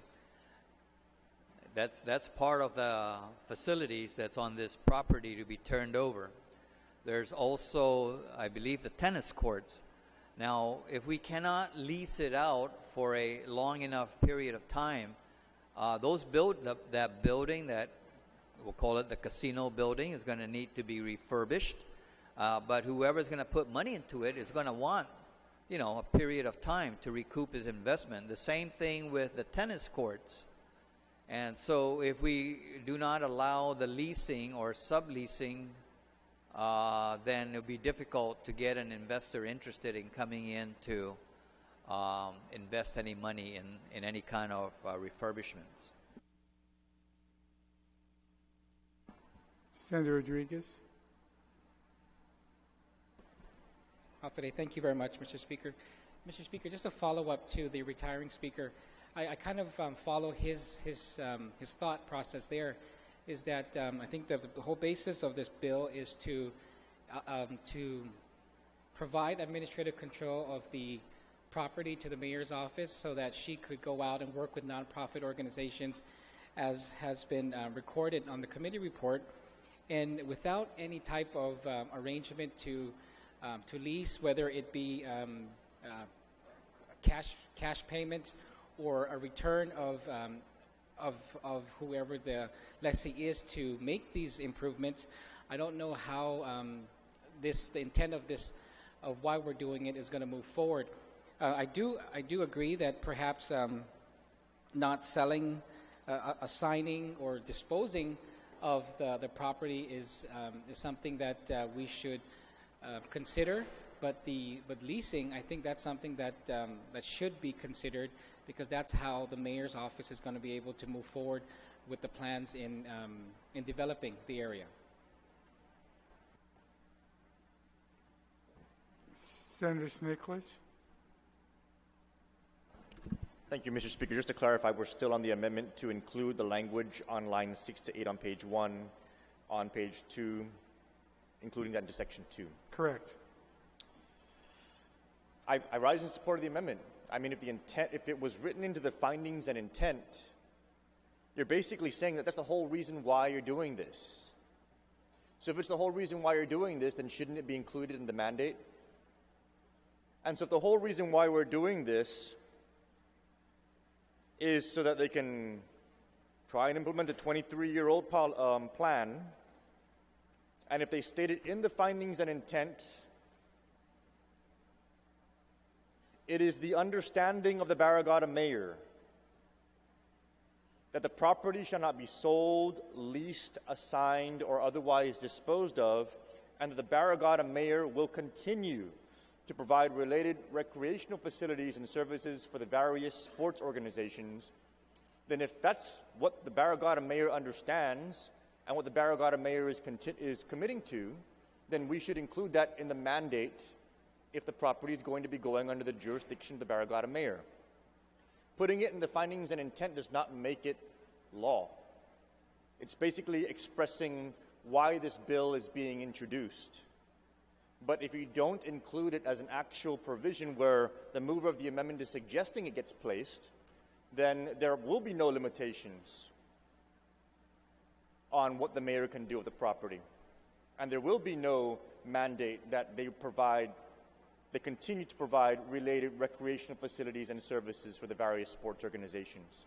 And if the intent is to transfer the property to the mayor for them to develop it into something else, then let's just be very, very upfront with that. And if that is something that we need to explore, and if that's the reason why we're putting in a reversionary clause, then let's look at some plans and some ideas that are going to be relative to them doing something like that. But if the intent is clearly stated, and that is the understanding of the mayor, and they will continue to provide those services, then we must pass this amendment and include it in the language that is the mandate of this bill. Mr. Speaker. Thank you, Senator. Any other senator wish to be heard on? Vice Speaker? Thank you, Mr. Speaker. I also rise in support of the amendment. I think it really goes to the crux of why we would even entertain this bill at all. We are proposing in the bill to transfer land to a mayor, but I just wonder, the land already belongs to the government of Guam. It's managed by the Department of Parks and Rec. And instead of just transferring jurisdiction or administration for the mayor to, administer these properties, it looks like I'm going to read the language. It says we are going to, the governor may transfer the lots, the 43 plus or minus acres, and to the mayor, who shall assume administrative jurisdiction. I'm never really quite sure what it means when we transfer these lots. Does that mean they have that kind of authority to sublease it? And if that's what is being planned, and I really believe that's something that the government should know about. It's kind of related to the bill that we just passed on file. That what if they enter into a lease that no other government entity is able to enter into right now, because that's prohibited. They, most of those things, they have to come through the legislature for, they have to show a plan. And so I would just agree with the previous speakers and the mover of the amendment that this is really the crux of the matter. If we are transferring land, and I'm afraid now that if we don't pass this amendment, we might be saying that we are transferring the land without any restriction, and that a mayor of a jurisdiction can actually transfer government property. And I think, I think the danger in this, Mr. Speaker, has actually been proven. When I have seen a bill been put in front of the legislature to approve some kind of action that a single person did, and it wasn't a mayor at that point, it was some administrator who purported to have authority to transfer government land. And I think that's absolutely what we do not want. We don't want any kind of authority like that. I think that's not the purpose of this transfer. If it's going to be put into the hands of a mayor, it's strictly for the administration of those facilities.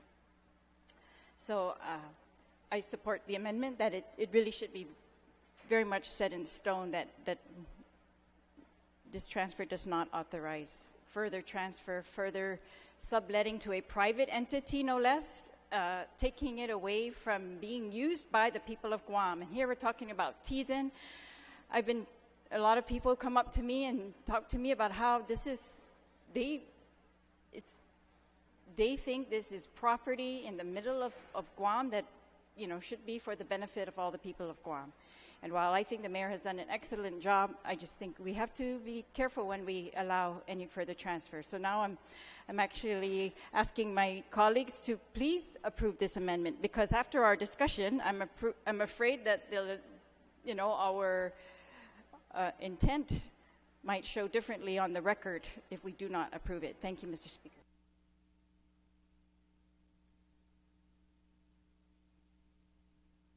Senator Morrison.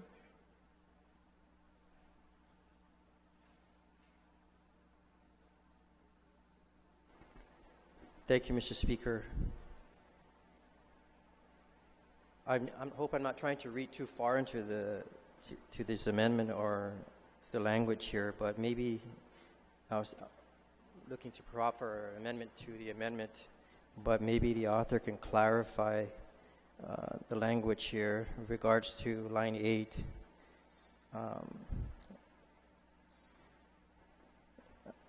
I'm not sure what virus. I was looking through the committee report. I'm not sure what various sports organizations means. Is that limited to organizations within the municipality of Barrigada, or the territory of Guam, or all sports organizations? Because maybe we need to be very specific here.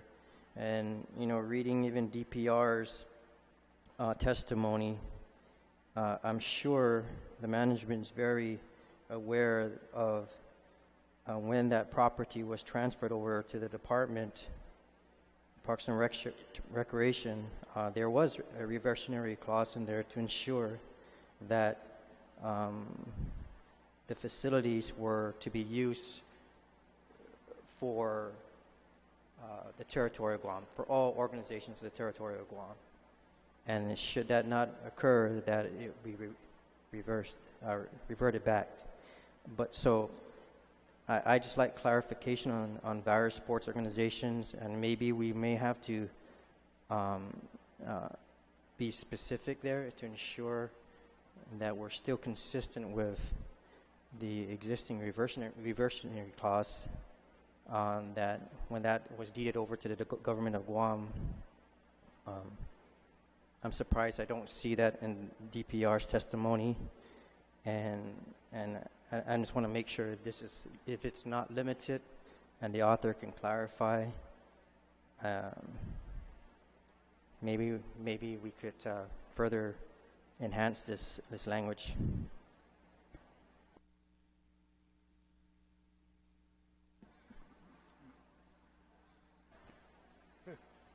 Mr. Speaker, my understanding from the mayor is that once they get control of the field, they will open it up to everybody.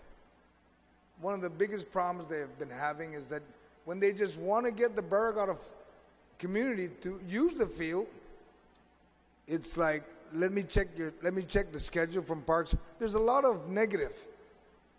Once Barrigada takes control, they intend to open it up to the people of Guam. They're not going to restrict it to just Barrigada, but Barrigada will have first dibs.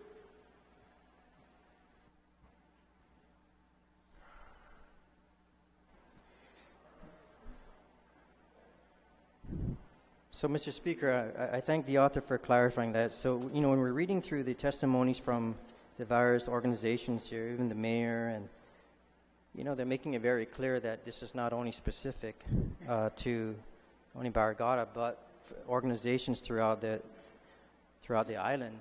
And, DPR mentions here that we do have a northern sports complex. They are in process of working on a central complex. There is a southern property designated for a southern complex that is underway. We're building 2 soccer fields there at this time. So it's confusing because the same area it was being used or as part of the plan as a central sports complex. So, but I know the Barrigada community is full of life with regards to many sports teams and organizations that they field a lot of the organizations with the limited facilities they have. But in light of the testimony, Mr. Speaker, and from the organizations, I'd like to make an amendment to the amendment on line 8 to insert services for various Guam sports organizations.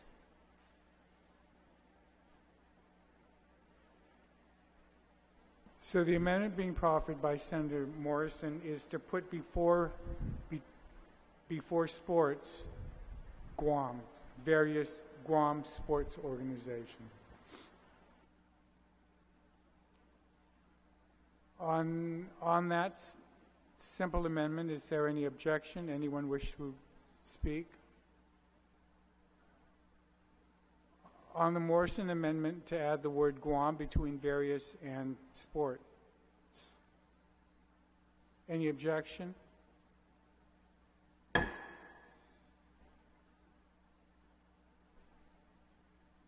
Okay, on the motion as amended, anybody wish to speak? There's been an objection. All those in favor of the argument, we are on the, pardon? He doesn't wish to close.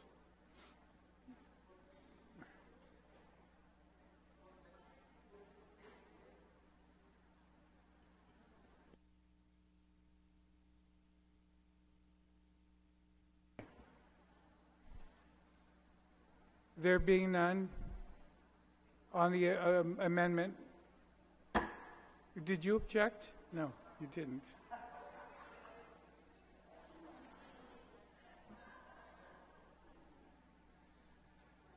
On the main motion, Senator Munya, I didn't forget you. I remembered on the... Thank you, Mr. Speaker. I rise in support of this bill. I just have a question, and maybe the author can enlighten me, but looking through the bill, it doesn't really specify, other than in the reversionary clause, that it's going to revert to the government of Guam, but it doesn't specify what agency actually has jurisdiction over this property now. And I don't know if it needs to be in there, that it's going to be transferred maybe in the Section 2, transferred from a specific agency to the Barrigada Mayor's Council. So I'm not sure if it needs to be in there. Yeah, so I guess my question would be to clarify which agency has jurisdiction over it and if it needs to be in the bill.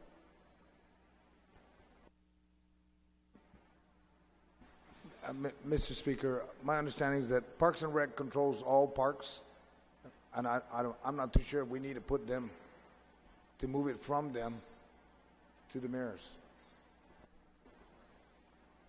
I guess my question would be, Mr. Speaker, is if it needs to be in the language here for this bill to be transferred from Parks and Rec to the Barrigada Mayor's Council.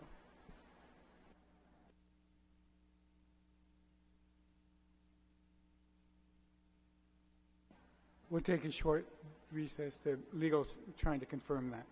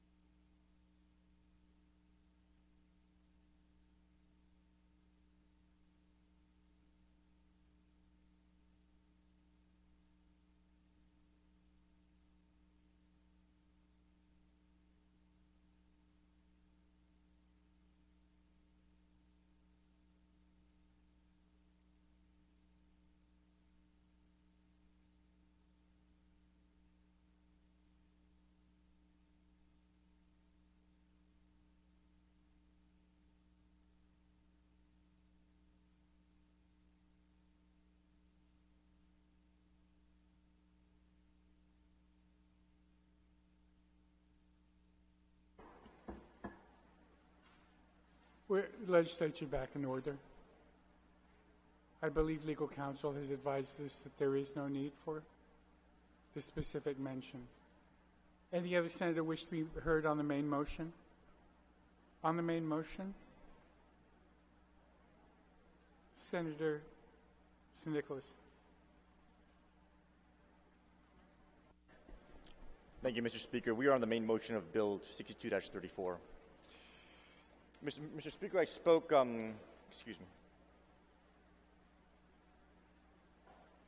I spoke earlier with a respective amendment as to some of my reservations of this bill. I wanted to further elaborate on those with respect to the main motion. If my colleagues can reference page 2, lines 7 to 10, the sentence in that section there just befuddles me. It's part of the findings and intent, and it reads, the Barrigada position was based on the fact that the community has proven experience in parks, sports, and recreation facilities, maintenance, and management, and especially because Barrigada has no public parks, recreation, or sports facilities in its name.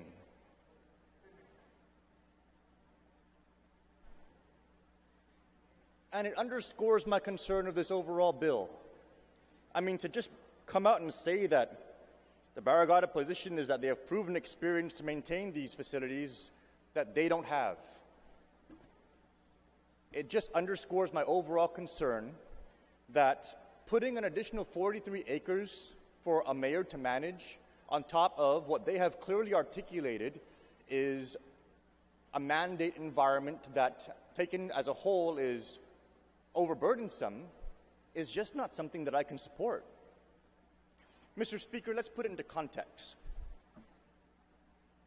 Imagine if we were to just put these 43 acres to the Department of Education and say, here's a whole bunch of sports facilities. I'm sure the students will be able to put it to good use. Here you go.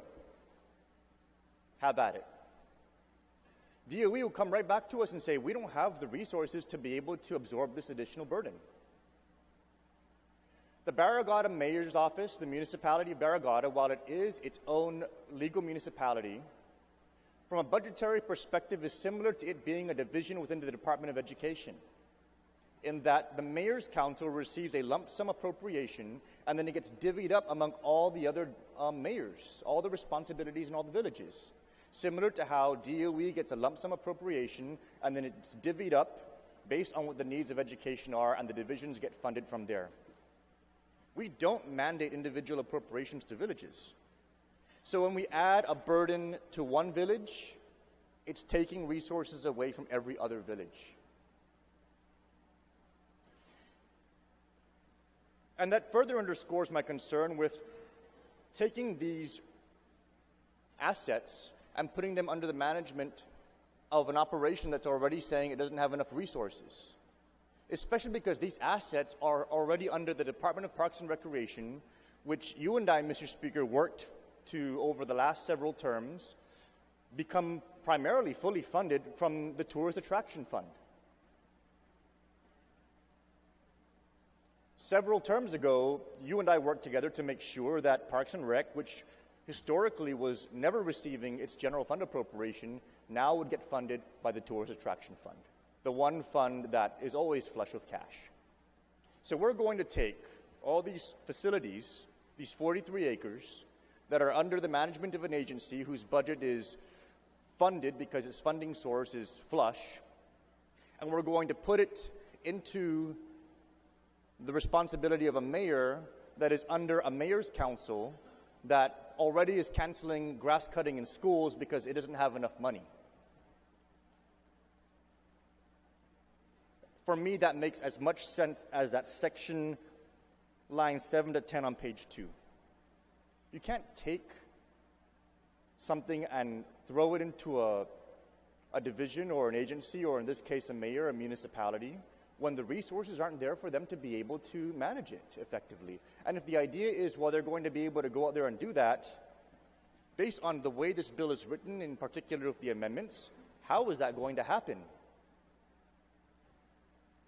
Now that we've amended the section to limit it so that those facilities shall be used specifically for those purposes, How is that going to happen?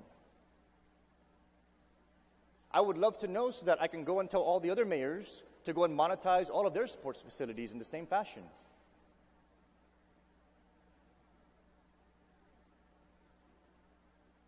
If there's somehow some magic formula to turn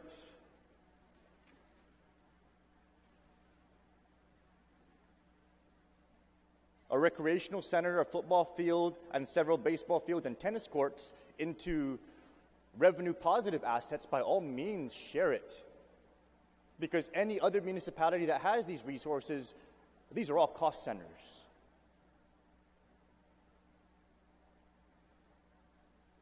So, Mr. Speaker, this bill, don't get me wrong, the Barrigada mayor, I think her community at large will agree, she's doing a very fantastic job. This is not, my statements are not an implication on the ability of the mayor, but they have to do with the fiscal realities and whether or not these kind of measures make sense. I cannot imagine it being too difficult to get access to these facilities for the Barrigada community. And if there is a problem with that, then maybe we should be exploring some kind of mandate in that fashion. Or maybe that's the kind of MOU that should be pursued. Access. But transferring jurisdiction and making this be a 43-acre cost center on the mayor's council that is already overburdened with costs, as they've clearly articulated, it's just not something that I can support, and it's really something that we should not be moving forward in this body. Thank you, Mr. Speaker. Thank you, Senator. On the main motion, any other senator wish to be heard? Senator Espadon, Senator Ada, and Senator Castro. Thank you, Mr. Speaker. Mr. Speaker, again, I'm going to ask the author of this legislation if he would yield to a question. And the question involves, or the question basically is, of the 43 acres, how much do we know how much land is encompassed by the recreation center, the football field, the baseball fields, and the tennis courts?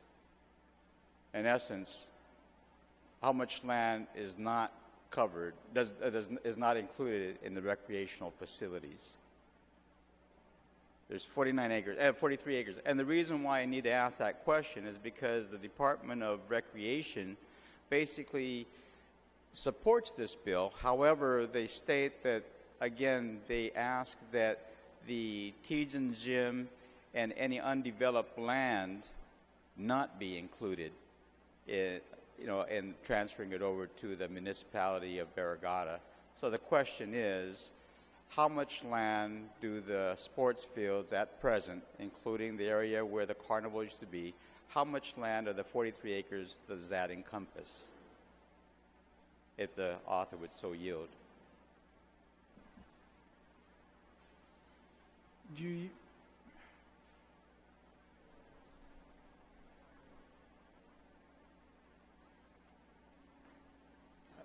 Is that a no, he's not going to yield? Unfortunately, it's not even in the committee report. The committee report doesn't have testimony from land management that would describe all this. So, and I need to ask that question because it's not that I'm in opposition to the bill and what it's really intending to do. I know that the village and the municipality of Barrigada is one of those villages that has, as mentioned by the previous speaker, that has no sports facilities. I do know that the mayor and even the parents of Barrigada transport their young people to practice on fields outside their village. Whether it's a baseball team, they drive them down to Dededo. If it's a football team, they drive them over to Dededo, I believe, also. And so they're constantly taking their youth teams out of Barrigada just to be able to practice. So it seems to me there's a logic in allowing the mayor of Barrigada, the municipality of Barrigada, to be able to have some access to recreational fields so that they don't have to go outside their village. They can actually practice there. However, That being said, if there's a lot more excess land that is encompassed within this 43 acres that is not for recreational purposes, and the Department of Recreation, who holds those lands right now, is objecting to the transfer, then we should perhaps strike that compromise. That perhaps the field should go to the municipality of Barrigada, everything else stays with Parks and Recs. I believe that's where it should be. It shouldn't be an all or nothing proposition. I just needed to make that point. And so, because we do not know how much more land outside of the existing recreational facilities is being transferred over, and there is an objection by the Department of Recreation, who currently has the control of this whole property, I'm not sure how I can support this bill just yet, as much as I want to support that those playing fields go to the municipality of Barrigada. Thank you, Mr. Chairman, Mr. Speaker. Thank you, Senator Etta.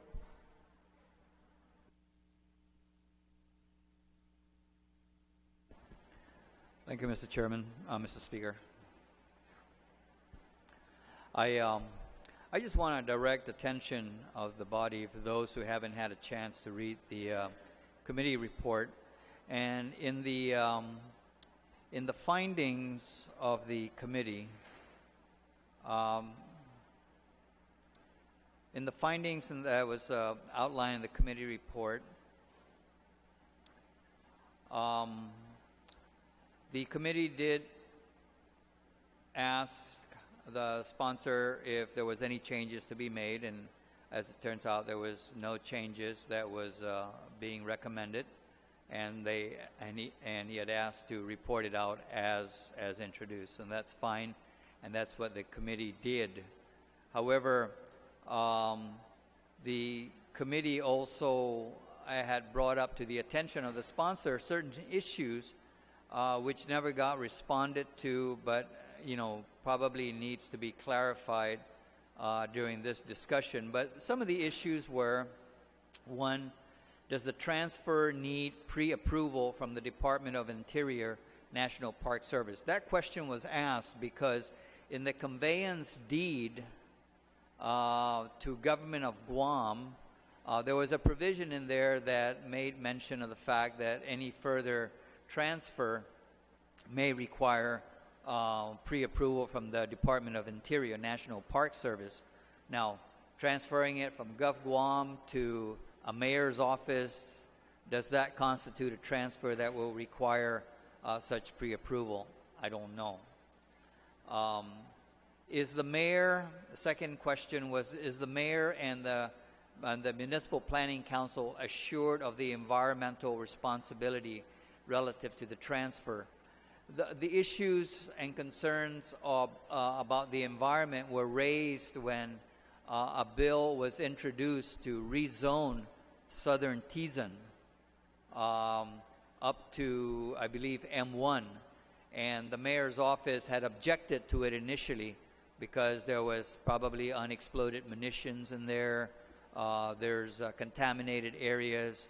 And then eventually that objection was withdrawn, but it's not clear whether that same concern and objection exists with the sports field side. There was another question that was posed, and the question was, how does the transfer affect existing contracts, memorandum of understandings, and agreements? We know of the DPR, Guam Basketball Federation MOU. There is apparently the Guam Raiders football team agreement. Projects and entities within the parcel receiving tax credits, scheduling properties and authorities. Fourth question was, is it possible to sever the basketball gym and exclude it from the transfer due to the existing DPR Guam Basketball Federation MOU? A fifth question was, who would be the scheduling authority and what would be the priority on usage of the separate facilities?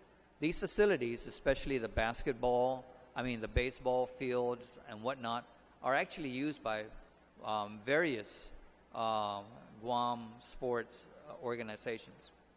Another question is there any survey or severance costs? Who would bear the expense project? Another question is, what are the plans, if any, for the existing casino? Who owns the structure? Who is responsible for its removal and disposal? So the fact that it's sitting there doesn't necessarily mean that the building belongs to, I guess, Gov Guam. Not clear. If the plan is to continue the casino or gambling in any form, there's a cockpit there that was used before, bingo, etc., for revenue generation. How will the new public law affect that plan?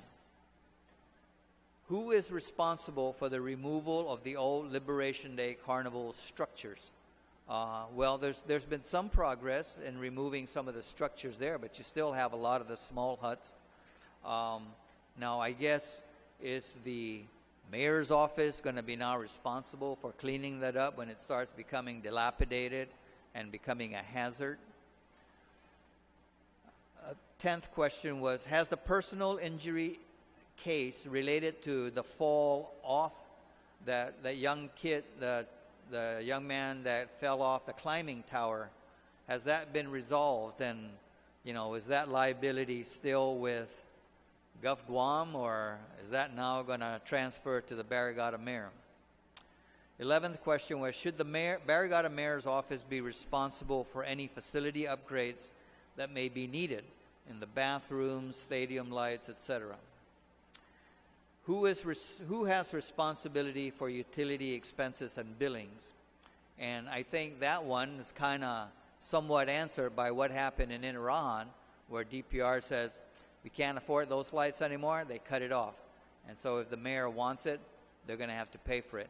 And we found out that that's about a $10 million power bill quarterly in the case of Tizen. Oh, I'm sorry, 10,000. And finally, what is the plan by the Barrigada mayor and MPC relative to revenue sources to offset these operational and maintenance expenses? So these were questions that were posed by in the committee report, and of course we did say that since it still needs to be clarified, and it probably, since it never got responded to, then we probably should be clarified by the sponsor on the floor. And so I just wanted to bring that out, Mr. Speaker, and thank you very much. Senator Castro. Pass? Okay. On the main motion, any other senator wish to be heard? Vice Speaker. Thank you, Mr. Speaker. First of all, I'd like to note a point of order that the committee report lists under written testimony by the Director of the Department of Land Management, but at least in the printed copies, it's not in there. So I do have that letter, and it's over 20 pages long. I think it's very critical that the legislature had considered that before it acts on this bill. It also includes the deeds and the description of the contamination and other things that were of concern to the Department of Land Management. So I think that it really should not have been voted on by the committee without the testimony being in the committee report. And it should absolutely be appended, I don't know how, on the floor, or a supplemental report submitted, and perhaps copied and delivered before we vote on this bill, so that officially that testimony has been considered before we vote. I too have very similar concerns. I was going to read the same list from the committee report, so I'm glad that the chairperson of the committee did. There are questions and that have not been resolved on this bill that I think should be resolved because we're talking about 43 acres. We're not transferring a baseball field or a football field. We're transferring several fields plus, a total of 43 acres. Now, I commend Mayor June Blas and the Vice Mayor. I think that they are very hardworking and they've done much for the village and for the people of Guam. So I appreciate their intentions to ensure that, the children of Barrigada, and they've promised, the entire island will have places to play and gather. And I completely trust that under their watch, these fields will be, they'll be maintained and that they will be used and that she will establish some fair rules. But as I told her, even, directly, that my concern is that we can't control mayors, and we don't know who the mayor will be 20 years from now. And this is 43 acres of land from the government of Guam. I think that, I want to read from the United States Department of Interior's letter back in September 28, 2000, when it conveyed this 43-acre lot delivered it to the government of Guam, but delivered it to the Department of Parks and Rec. The second paragraph says, NPS, National Park Service, is pleased to provide for the transfer of Teton Park as needed in addition to recreation facilities in the Barrigada area.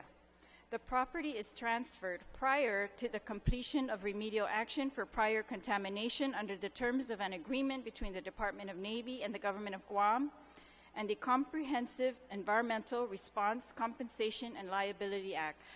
This is the CERCLA Act, the same one that the Attorney General is currently suing for contamination of the ORDOT dump and trying to retrieve reimbursement for the government of Guam for the expenses in closing ORDOT.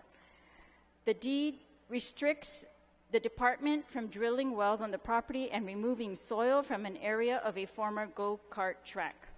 The deed itself that is attached to this letter, and this is part of the Department of Land Management's testimony. He attaches the letters from the Department of Interior, the deed from the Department of Interior that outlines the CERCLA and how the government of Guam had accepted this property without the cleanup being completed.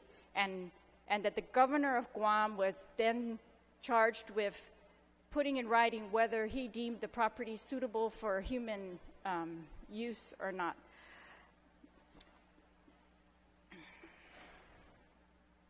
I also want to point out, similar to a previous speaker, that the mayor has been very successful in working with the Department of Parks and Rec thus far. And the Department of Parks and Rec seems to have no objection with the mayor or the municipality's continued administration of the fields that are already established. But when it comes to the undeveloped land, their Department of Recs has concern. I have concern, Mr. Speaker, because I think those lands might come with greater responsibility. They might come with contamination that we are not clear about at this moment. And we have no plan in front of us. And so I think there's nothing to prevent the legislature from doing this even on a piecemeal basis, for those things that we can actually predict. For example, the current football fields, the current baseball fields, the tennis court. If Department of Parks and Recs has no objection to that, then I have no objection to those being transferred, and I think those can continue to be used. So in other words, yeah, I would support more just a transfer of the existing facilities, but the potential to develop its Department of Parks and Rec actually lays out, and if I may read their letter too, they lay out their plans. So they say DPR does not support the transferring of the Teton Gymnasium, which is currently under lease, and all other undeveloped land area within Lot Naval Air Station Hagana 19, currently under the jurisdiction and administration of the department.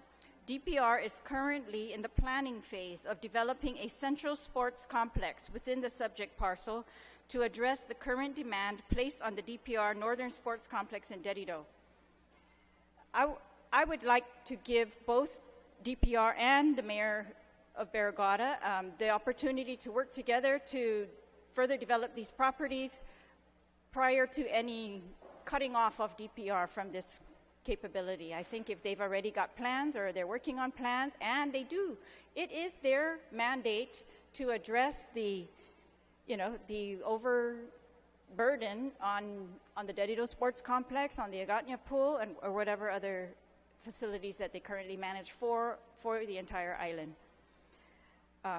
So I just think that if we could hold off on the other portions of this property, then that's what we should do in order to give Parks and Rec time to further work on their plans. The other thing is that I'm not very certain what is the problem with just allowing a Department of Parks and Rec and the mayors to enter into memorandums of understanding. I think that is what happened for years and years, that the Department of Parks and Rec controlled facilities in the villages, basketball courts, and the mayors were able to help maintain them, to conduct activities, sports activities, and of course, we probably could share stories where they had conflicts, personalities or something, but I don't think that's the case here. I think the mayor has been exceptional in working with DPR and getting these facilities under, that she's very much in control of how these are being used. Again, I raise my concern as to, what is the meaning of transferring the land? Does it preclude DPR from further putting in any facilities? Does it allow? I'm glad we came up with the floor amendment that prevents further transfer.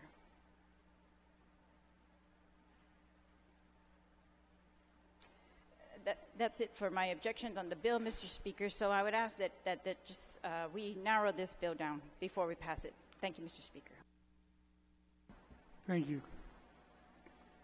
Senator Mr. Speaker, I request that we set this bill aside while I try to obtain as many answers to the questions that were posed. I have no objections to that, but I would also like to see a copy. I have not seen the copy that the Vice Speaker was speaking about, and so if that could be disseminated, I would appreciate to have a copy of that as well. We'll arrange to have the land management letter with the attached documents circulated, and this bill is set aside. We will recess until 2 o'clock